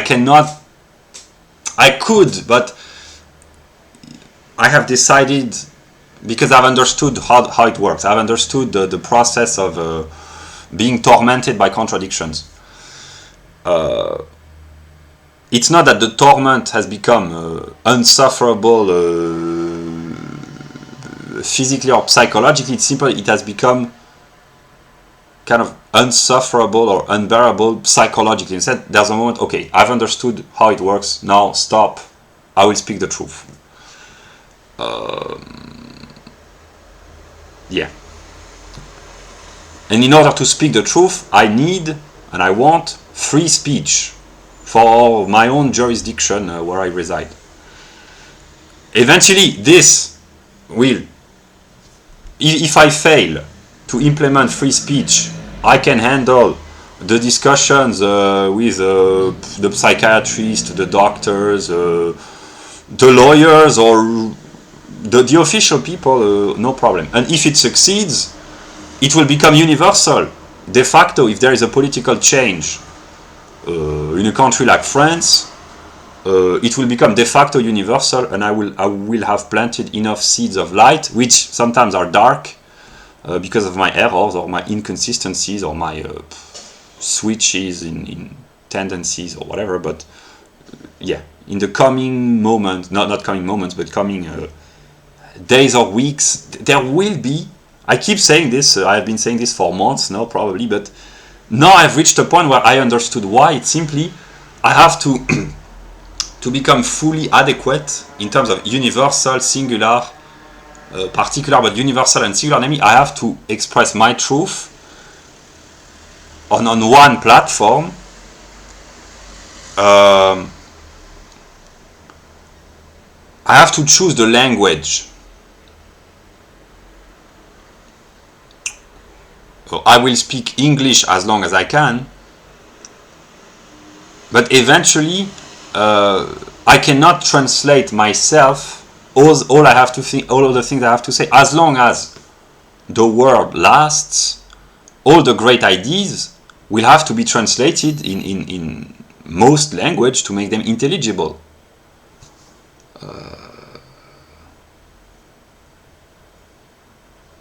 I really don't know what's going to happen chronologically, but I've understood either I have to die or to give birth to spirit, which probably both means the same. That's what I have believed for many years.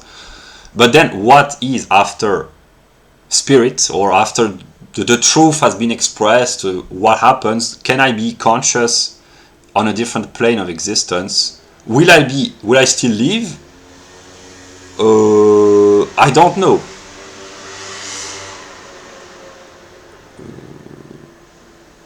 Maybe I will be tormented physically but kept alive, or maybe I will not and I will have a different mode of consciousness. I don't know. Really, I don't know here. So I am taking, I would say I'm taking risks, because I really, on a conscious level, I don't know. I've made several hypotheses, but I know that eventually, at some moment, all things will have to be reunited. And my hope is that either in this world,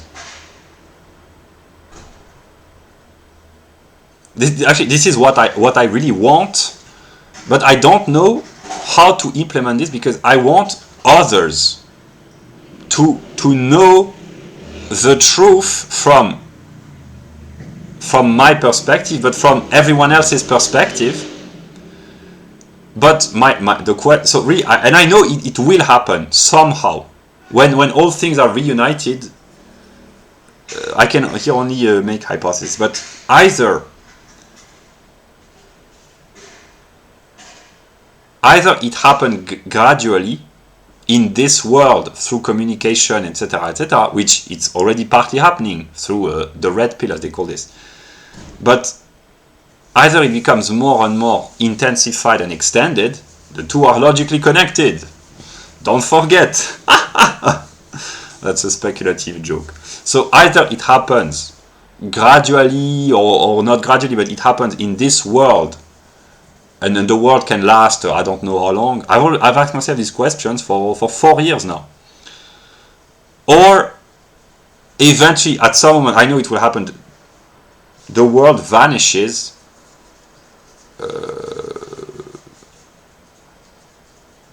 and all things are reunited, all the spirits, the minds or the souls are reunited, and we can experience ourselves from the different perspectives. I don't know, really, I don't know. But of course, what I want,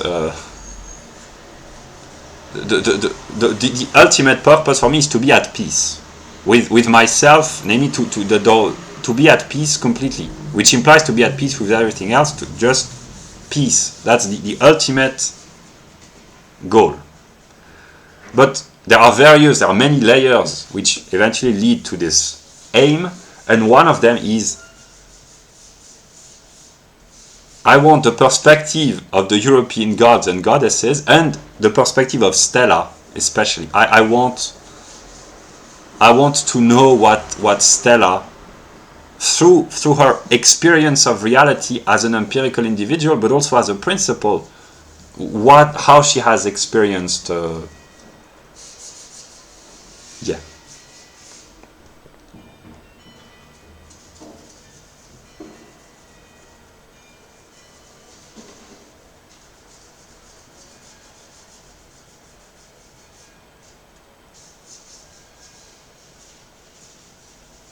Because here I will be positive again, but I don't know what I can do, not from a moral standpoint in the good, but from the possibility.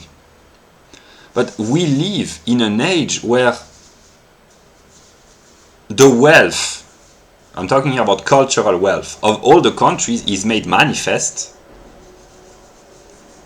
And just to be able to talk to people from different countries about their own perspective, that's already amazing. That's amazing. And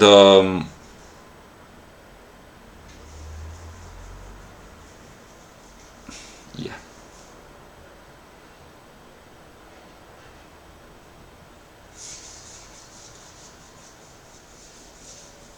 That's why I want the world to be at peace with the ability to share knowledge, but will it happen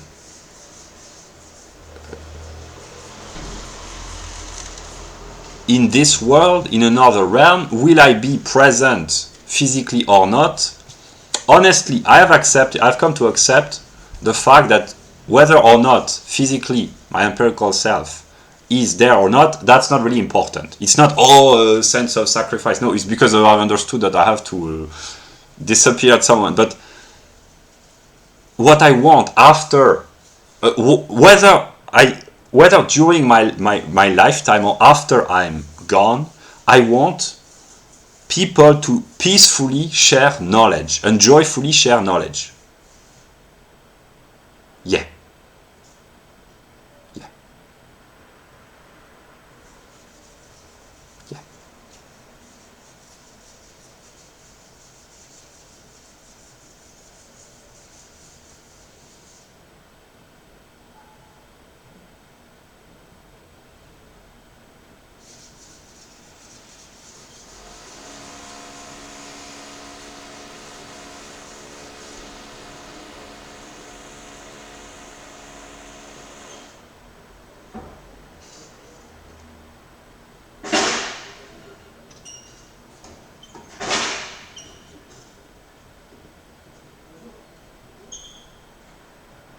And here I will conclude on a bittersweet remark.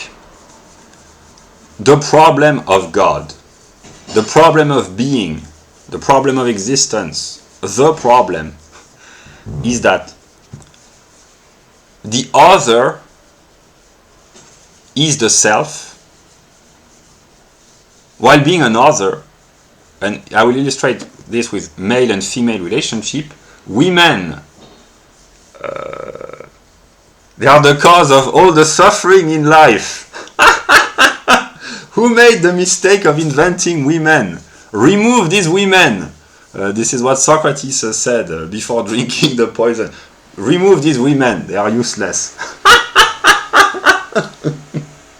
That's a joke, that's a joke. No, but seriously.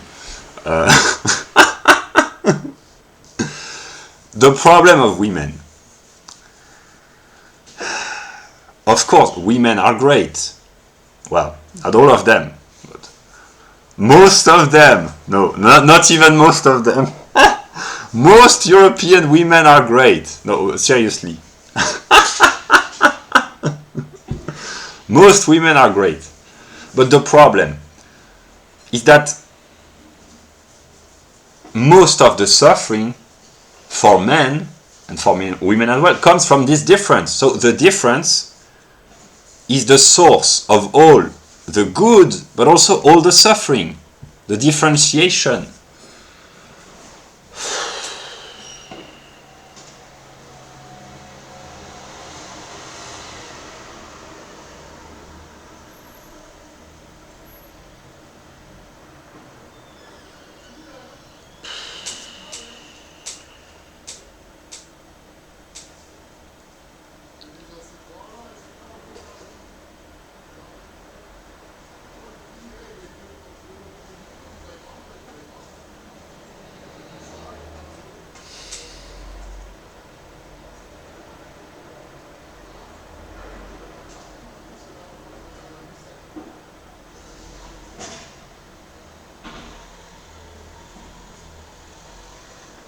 I will conclude.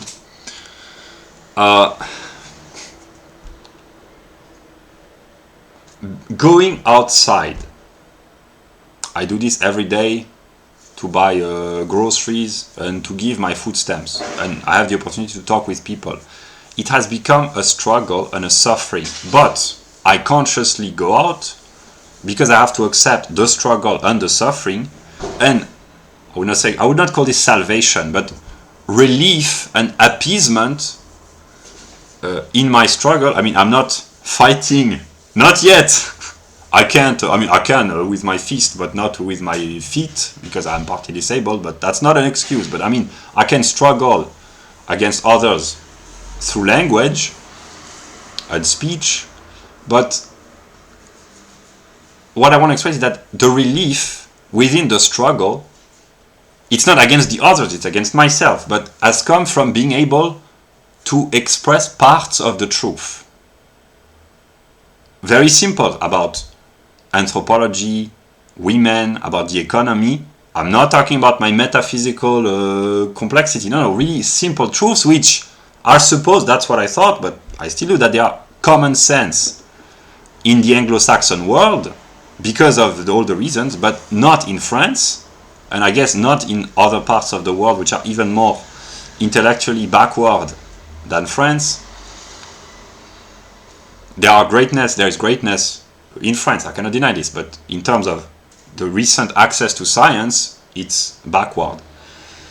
Instead, just to be able to speak the truth, bits of the truth, is a relief. Really. In this sense, the good aspect about me is that I am programmed to speak the truth. Thank God! That's my Christian self for the good. My Christian self for the bad is that I am also programmed to deceive, to cheat, to lie, to manipulate. Oy vey!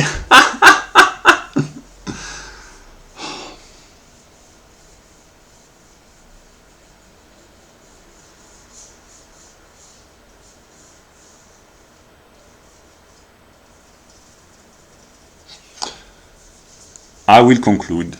That's what I want to say. So I have decided now I will speak the truth on one platform and on the various aspects of my existence as a public persona and as an empirical person, and eventually, because of the different levels of consciousness, because of the differences in language, in economic, political, cultural, anthropological context, the differences in history, the various layers of being, because of all these various differences, there will be misunderstandings that I have to accept.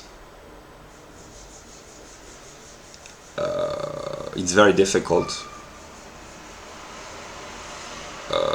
Yeah. Yeah. Yeah.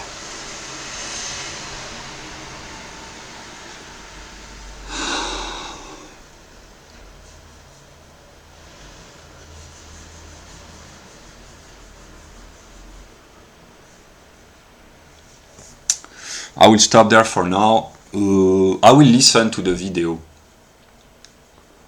and clean my room. But precisely here I cannot take care of all the aspects of existence alone, namely my empirical life, solving all the problems of the political problems in France, in England, in Canada and the US, which are the countries with which I'm most familiar. Actually, it's mostly France, England, and the US. Canada, it's kind of derived, but there are 3 countries that I could potentially thoroughly know because of the language. Canada as well, but these are the 3 I'm most familiar with. Germany, no, because there is the limitation of language. And Scotland, Ireland, Australia, etc., because it's kind of tied with the Anglo-Saxon world, as I say. I could solve all the problems layers by layer, but then there's also the geopolitical problems, the religious problems, the economic and social problems are pretty much everywhere.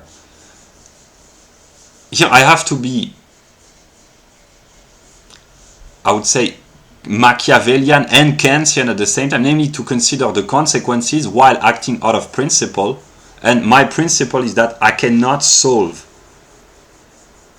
many problems or any problems if I cannot express myself freely from a legislative point of view.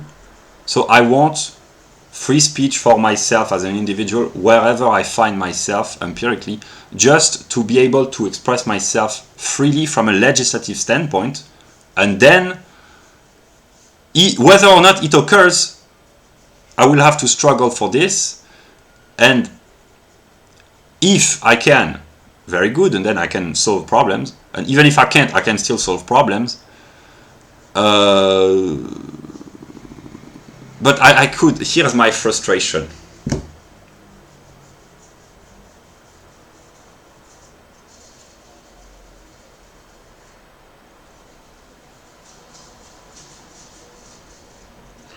I have so much projects. Every hour I have 3 or 4 ideas of videos that I want to make, which would be rigorous, kind of structured, not completely improvised, where I would say interesting things. I have plans, but these are not really. I'm sick here of the the scheming. This is not there's a conspiracy to take over the world. No, these are plans that I make. Like, I think about an idea. Okay, I'm gonna make a video this afternoon. This is what I call a plan, a short-term plan. And by the time that I try to implement the plan, my mind has already evolved. I reconsider things. It's already outdated.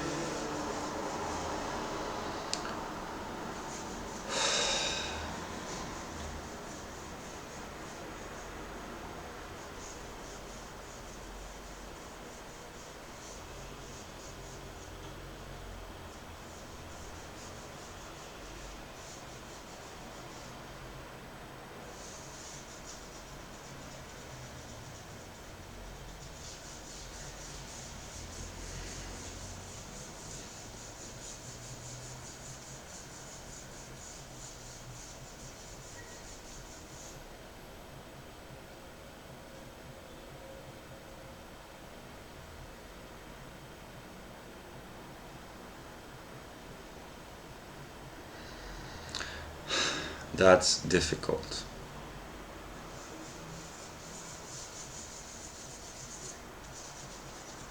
Now I will rest a little bit and clean my room, and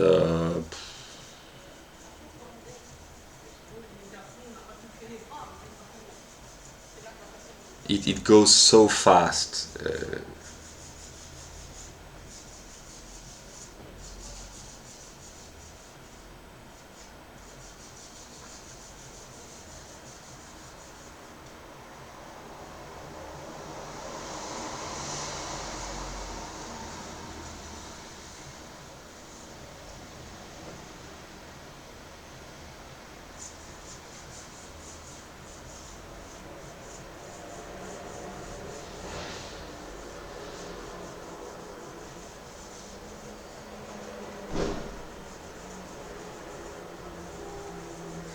I will be honest, while being not negative, but being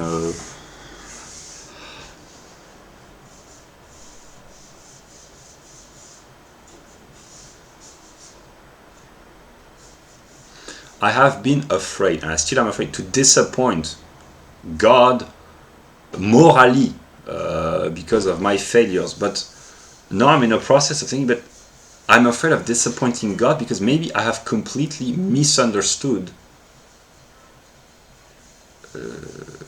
God. That would be not an intellectual error, but an existential error, maybe.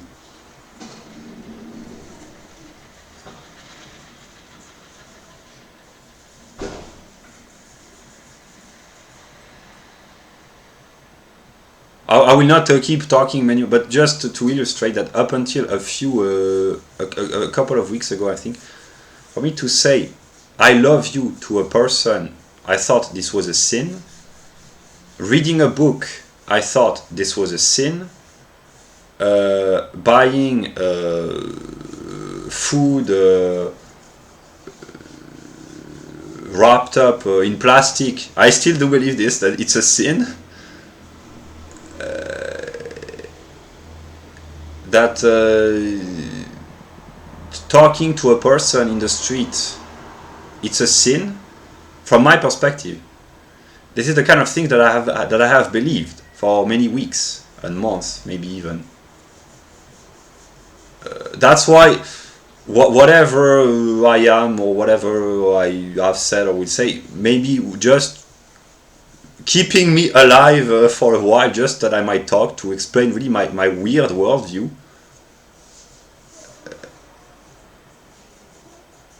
Here I'm in a joyful mood to express a truth which kind of hurts, but some of the most joyful aspects of my existence over the past few months when I was able to have a 5 minutes conversation with a beggar, or with a German couple for 5 minutes, or with an English couple for 5 minutes.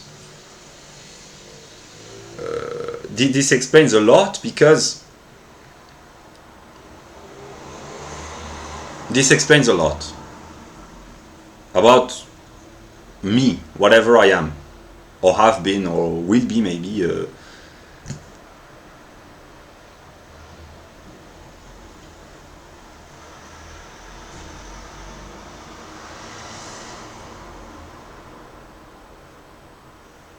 To be able to talk for 5 minutes with average German people without feeling guilty,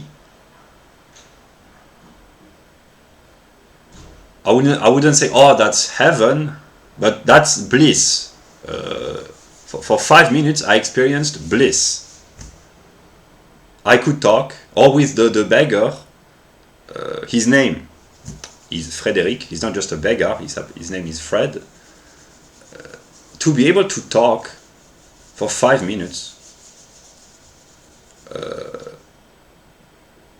without feeling guilty. And why didn't I feel guilty? Because I thought it's in accordance with a moral standard which consisted in trying to help the homeless or the beggars. And the German couple, I said it's for the sake of duty, because I was trying to translate my logical German categories. So I experienced this as bliss, because I enjoyed being with others without feeling guilty.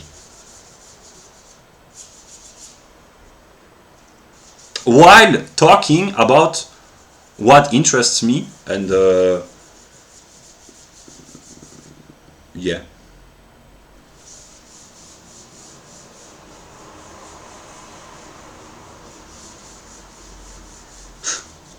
If I wanted to make a joke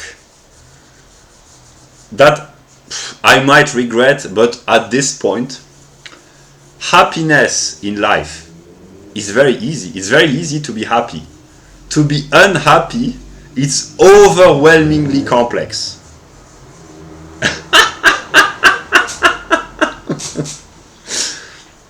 That's why I'm a German metaphysician, because I am overwhelmingly unsatisfied. I am constantly not satisfied because of an overwhelming complexity, and I can only find satisfaction in this overwhelming complexity, which brings nothing but lack of satisfaction. Yeah.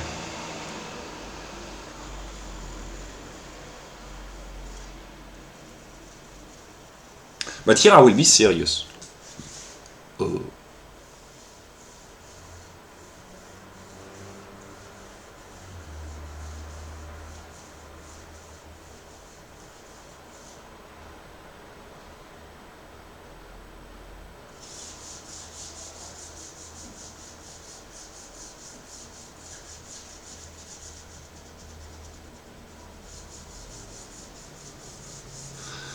Actually, just to be with others and to talk to them without feeling guilt or remorse or shame,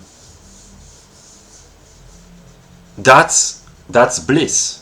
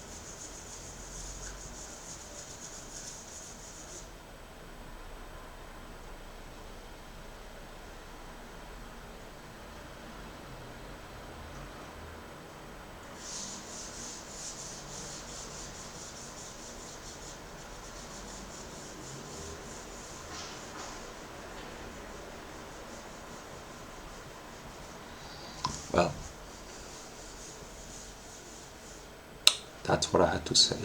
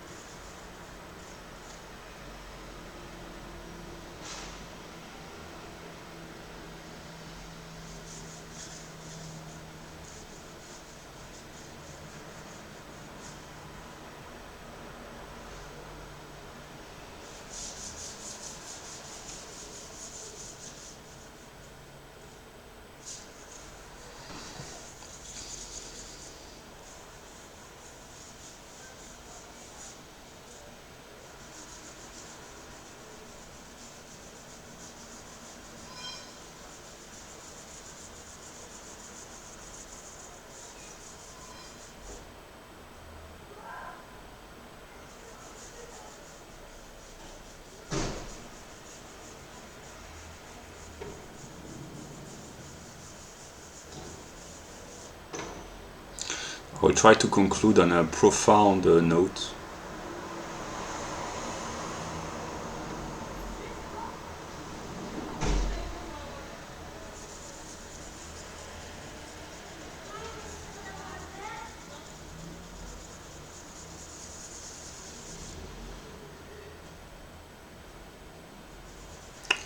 Dialectics is derived from dialogue.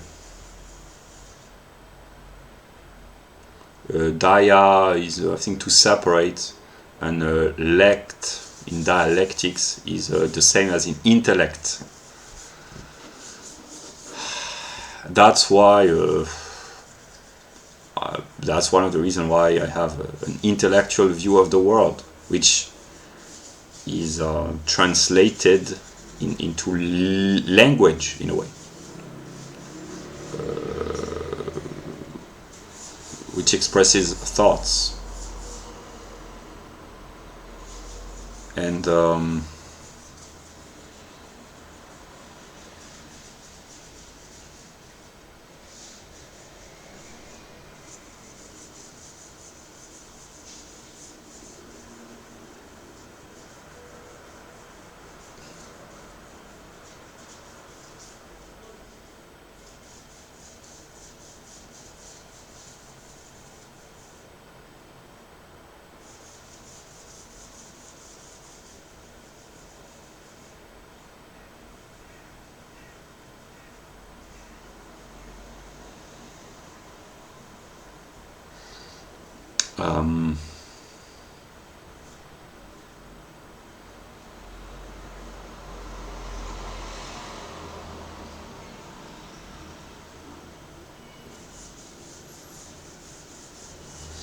yeah.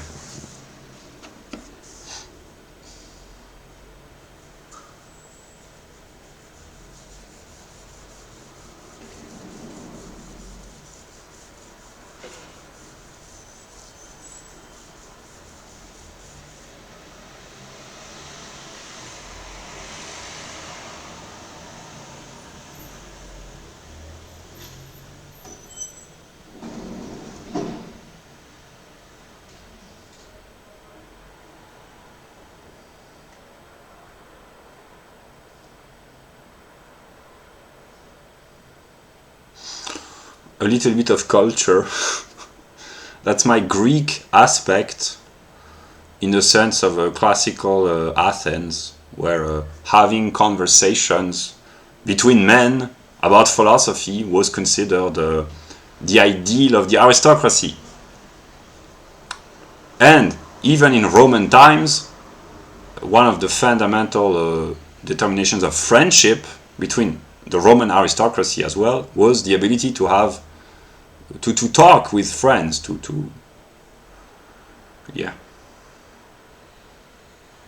Then in the 17th century, the French well, they were already kind of decadent because conversation was kind of hypocritical in a sense that it was a flattery to flatter the other, etc. But conversation has been important as well. And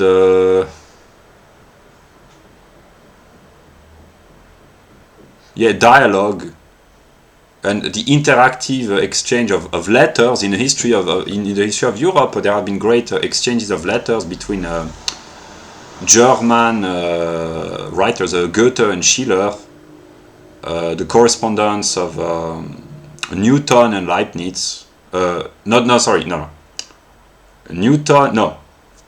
Leibniz, and he talked with most of the intellectual Europe of his times. He didn't talk with Newton, or it was kind of controversial, or I'm not sure. But Leibniz talked with the greatest minds of his age. And in this day and age, Peterson and Zizek, there are millions of people who can access debates but between some of the greatest minds of the modern world. It's like if, I've already thought about this, but it's like if the great philosopher of Athens, not Athenian, but who went to Athens in the 5th century during the classical age, if it was broadcasted in the entire ancient world, people could witness, Anaxagoras and Heraclitus, or the poets, or Socrates and Callicles, or Plato and Democritus, or I'm not sure that they talk together, but Plato and Diogenes, etc. I'm not sure that all of them lived exactly at the same time, but the period of Athenians' greatness in terms of cultural achievement, imagine if it had been broadcasted. That's what happened with Zizek and Peterson, or Dawkins and Krauss, and all the great intellectuals who can exchange ideas and talk. Or precisely on some channels with a few thousands of subscribers, there are even more interesting dialogues, like Footnotes to Plato's. He makes great dialogues with his overwhelmingly white friends, philosophers. That's amazing, in a sense.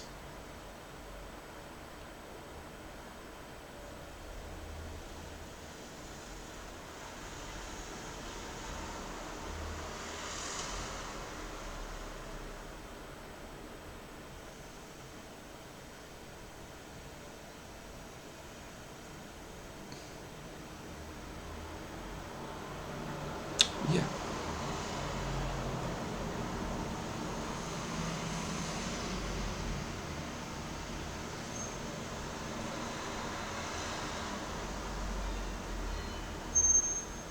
That's why, I will conclude, freedom of expression is so important, but the problem is that one has to be held accountable and responsible for all the things that one has said. And of course, the principle is great, the consequences, they are hard sometimes to accept, but yeah.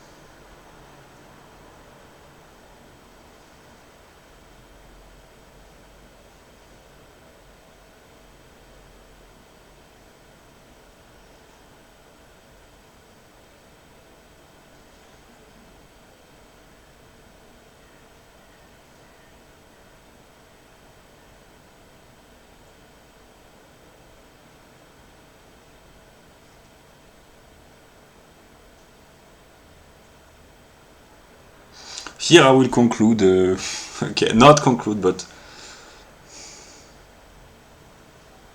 I think about Caroline. Not in a erotic, seductive sense, but simply Caroline, because I know that she has had kind of the same life that I've had, namely she spent most of her adult life reading books, which seems very boring, but actually she's had partly an exciting life and still will as long as we are not reunited somehow. But she's maybe the only person in the entire world. I don't know what her empirical life has been, and well, maybe I will know someday. Uh, I don't want you to know everything about me, Caroline. You would be so disappointed. Or maybe not completely, I don't know. But yeah. But she's maybe the only person who can understand the joy of reading books really in a... She's the most... Here I will make the connection between aristocracy of Europe, a literate woman for the best, namely like Europe has produced a few really high quality literate women. They brought about the decadence of the French in the 17th and 18th century, that when the French aristocracy started to allow their women to come into the salon, which means the office, the dining room or the living room, yeah, not the living room, but the meeting places where the aristocracy are, they started to degenerate and become intellectually, physically, morally decadent. Should have listened to the Greek. Don't let the women participate into the debates. No, but seriously.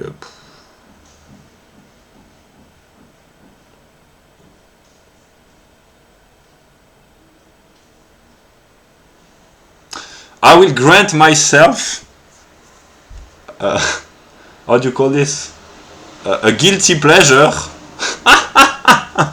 I will pick a book in my library that I have never read, or maybe for a few minutes 4 years ago.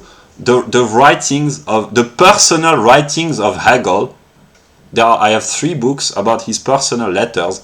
I do not really believe that it's real, for various reasons, that the real Hegel, yeah, but what did the man that I envisioned as being Hegel, what did he have to say? That's guilty pleasure. That's a sin. I am sinning against Hegel.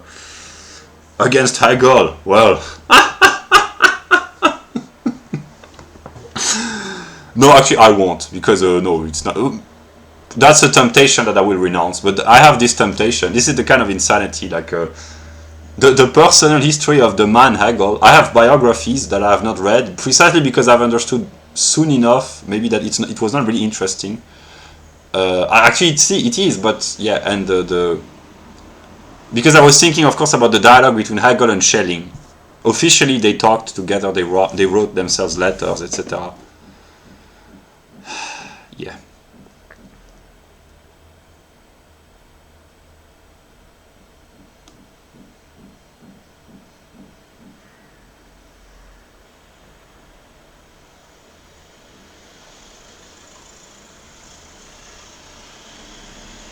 I will stop the video now.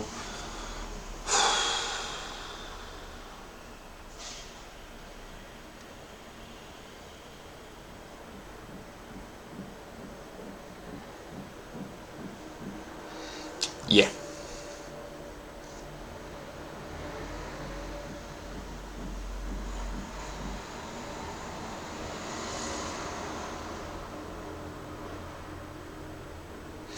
Just one last remark is that it has been, and it still is, a joy for me to talk in English. Although I talk alone, but to talk in English, yeah. In German, that would be even better, but my German is kind of...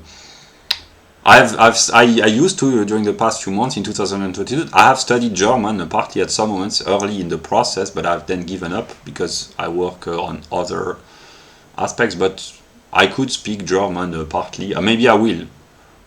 Yeah, I will grant myself maybe the right to speak a little bit German as long as I can speak.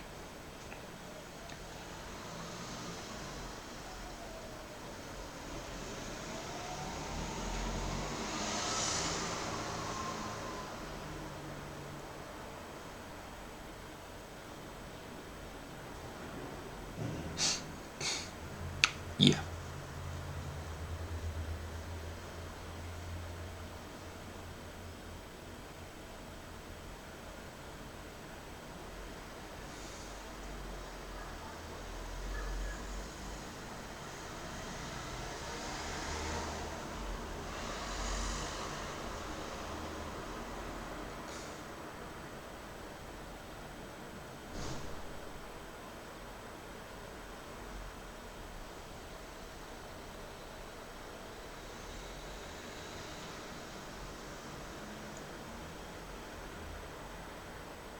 when I'm in this kind of mood, I still think, I mean, I don't believe, but I imagine, I don't believe that there is a place, not a physical place, but where I can really talk to the German metaphysical family, Leibniz, Kant, Nietzsche, Hegel, Heidegger, etc. Like really not physically existent, but somehow that they exist as cartoon figures, maybe.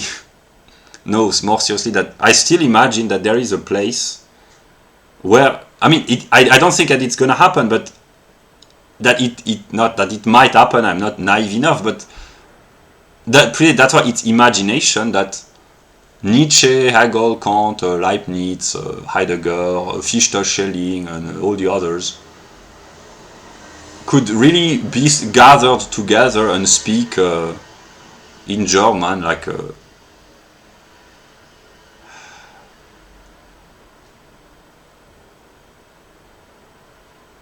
family reunion.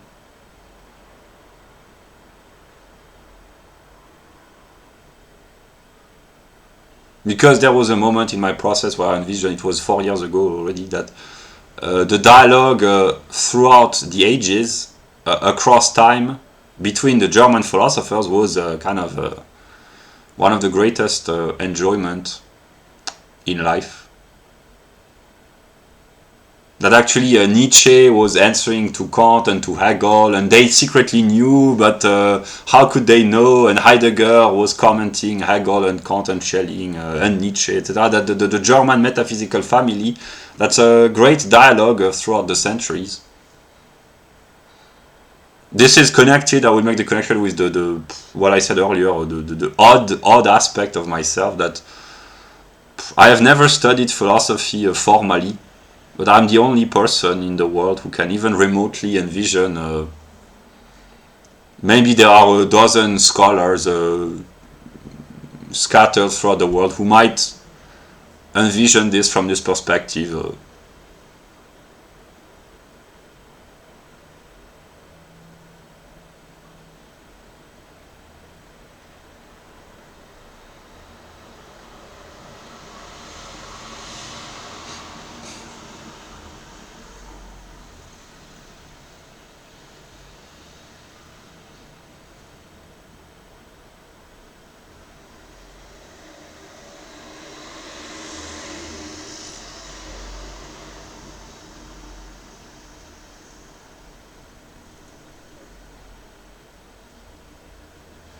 And when I'm in this kind of mood, this is really when I say to myself, my family, they really are the German metaphysicians. Like I really belong with Heidegger, Nietzsche, Kant, Hegel, Fichte, Schelling, Leibniz, Böhm, maybe Eckhart, Schopenhauer,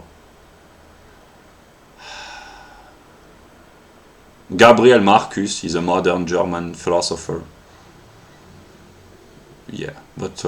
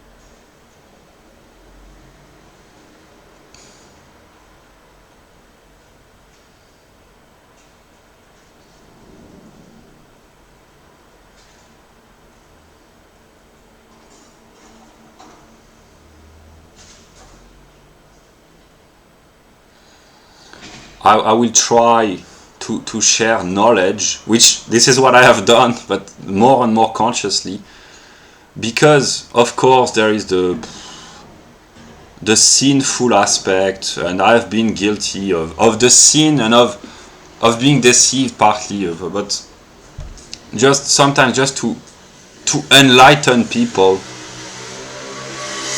for the good. This is what the Americans do in the modern day, what the French did in the 18th century. I identify more as a romantic, if I had to choose between Enlightenment and Romanticism, but they are kind of complementary, but I identify more as a romantic in the philosophical sense than Enlightenment thinker, but the Enlightenment has its good aspects as well, and sometimes just sharing knowledge, that's a moment of the process as well. People like Pinker, Molineux, who are aware that we are living an age where knowledge is made widely accessible. This is the kind of thing that I've been thinking about over the past week or few days, but that's when really I become negative, but not in a negative sense, but negative, like that's when I am kind of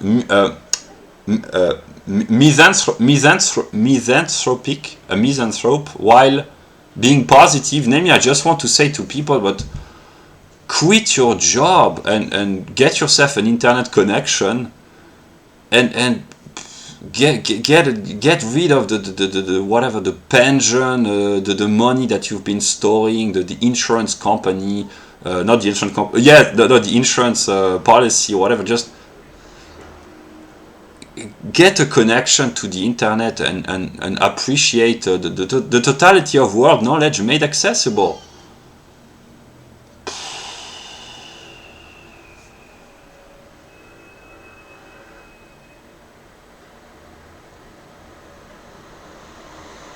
I will try to dismantle, because it has to go away eventually. So to dismantle peacefully, or at least as smoothly as possible, the system, while preserving, as long as necessary, as long as possible, the good aspect of the economic system. But there are so much waste within what is called functioning, so much useless stuff. And I cannot demand others to give up on their prosperity if I do not do this myself, but that's what I've been doing with my minimalism. And while I rewatch the video, I will get rid of even more stuff. I just want my internet connection, my camera, my computer, even my books. I still partly read a few books here and there, but no, I can find knowledge on the internet. I still read a few books, but that's one of the problems that I have realized thanks to the empirical encounters, that people, they are trapped within their job, which can be a source of meaning for them. And in this sense, working is better than studying for those who have a meaningful job, but there is so much useless jobs, not individually, but in the grand perspective. In the sense, here I will illustrate. I will get rid of a few clothes. I will keep, let us say, 3 t-shirts. Of course, it's important to have a fashion and to look good, etc. But in the grand scheme of things, do we need more than 3 t-shirts for a year? No. Strictly, yes, we do, because no, but strictly, no, we don't. We don't. Because I will keep lowering my standards of living consciously, willingly, until maybe it becomes unwillingly, but to lower my standards of living while keeping, as long as I can, my internet connection, etc. But really, I am a minimalist. I will become a minimalist because here I will keep talking, but I will be honest, because somehow the real God. No, I bring about the real God, but I know that the real God wants me to be myself, and I want to be more than myself. But there are aspects of me that are kind of negative, but that I accept nonetheless. For instance, my intellectual aspect can be really negative in the sense that it is so disconnected from the reality, the ordinary reality of people, that it appears as really negative sometimes. But I like my intellectual aspect nonetheless, in the sense that I will take an example. I no longer buy cultural products, I will probably no longer buy books, or if I do, a few in a library in the neighborhood, but I will no longer order books on the internet, and I have enough books. But cultural products, consuming cultural products is considered good in prosperous developed society, and I have enjoyed this, video games, movies, and books. But my intellectual aspect enjoys looking back. If I had the time, maybe I won't, that's part of the sacrifice, but I could reflect upon the cultural experiences that I've had, movies, video games, books, and I would like, if I say I would like, if I say I want, does it change? I say I want others to be able. It will not be possible to spend the next 40 years, like the previous 40 years in the chronological perspective, having a good life in the sense of economic prosperity for in the West, not. But what might be possible, at least for a while, and what I encourage those who watch this, if they are in the good circumstances, is become smart and use your intelligence not to My path is the path of minimalism. I don't ask others to follow the path, because eventually, if you keep minimizing, eventually there is not much left at some moment. But to minimize the material condition in order to maximize, to find the proper balance, that's the minimum functioning material aspect of the system, the economic system. But what I want to say is that just to be able to interpret intelligently whatever the IQ and the culture through the proper, if the proper knowledge is incorporated, just to have to reflect back upon the greatest cultural experiences, to acquire new cultural experiences. It's always good, and in this sense, as long as the internet is there and the people have a connection, etc., there is all the music of the world, extracts from movies, etc., it's freely available. The problem is leisure and free time.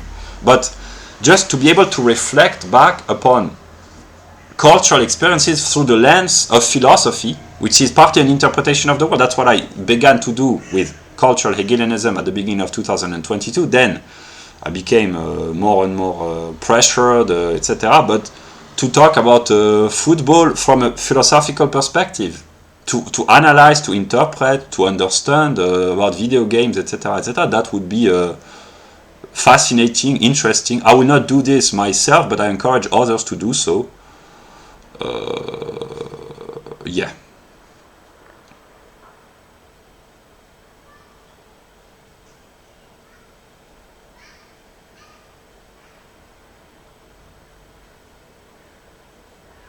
Because sometimes, I must be honest, I'm in a creative mood, what I call, creative, contemplative, namely, I find enjoyment just in contemplating, although I try to work all day, but to contemplate, just here, it will be very simple.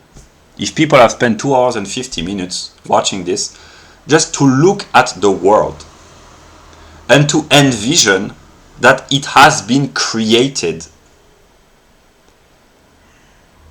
Just this change of perspective, that's in itself a religious experience, namely to say, okay, the world has been created. It did not, I mean, of course there's the official narrative, cosmological evolution, etc., but just to imagine that it has been brought forth and created, then one finds amazement in pretty much everything. Yeah.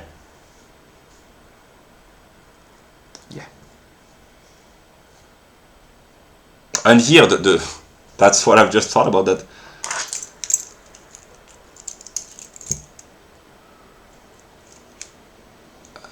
Keys or glasses or a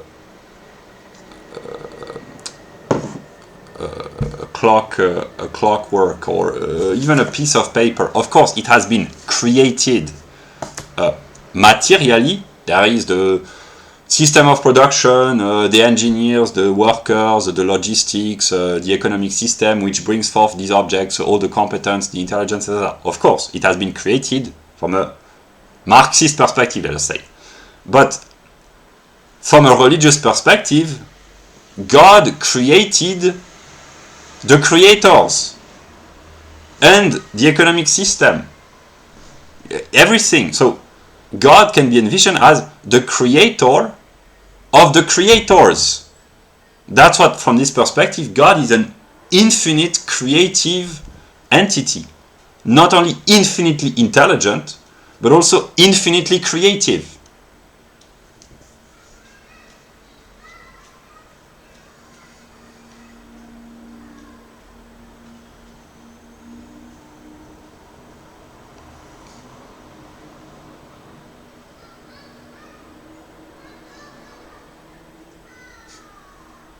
And here I will make a joke. I conclude on this joke.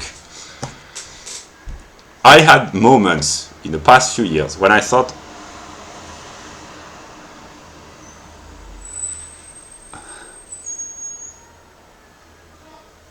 about Hegel, as envisioned the German philosopher of the 19th century and his books. To create Hegel, it seems impossible because it's too brilliant, maybe. I can envision a God that creates everything except Hegel, because here that's my admiration for Hegel, that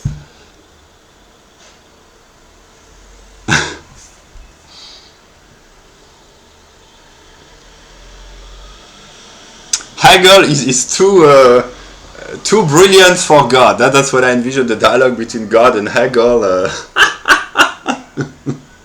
And God somehow has to pay respect to Hegel, who is in control with his sinister face. He's writing notes. He's writing, yeah.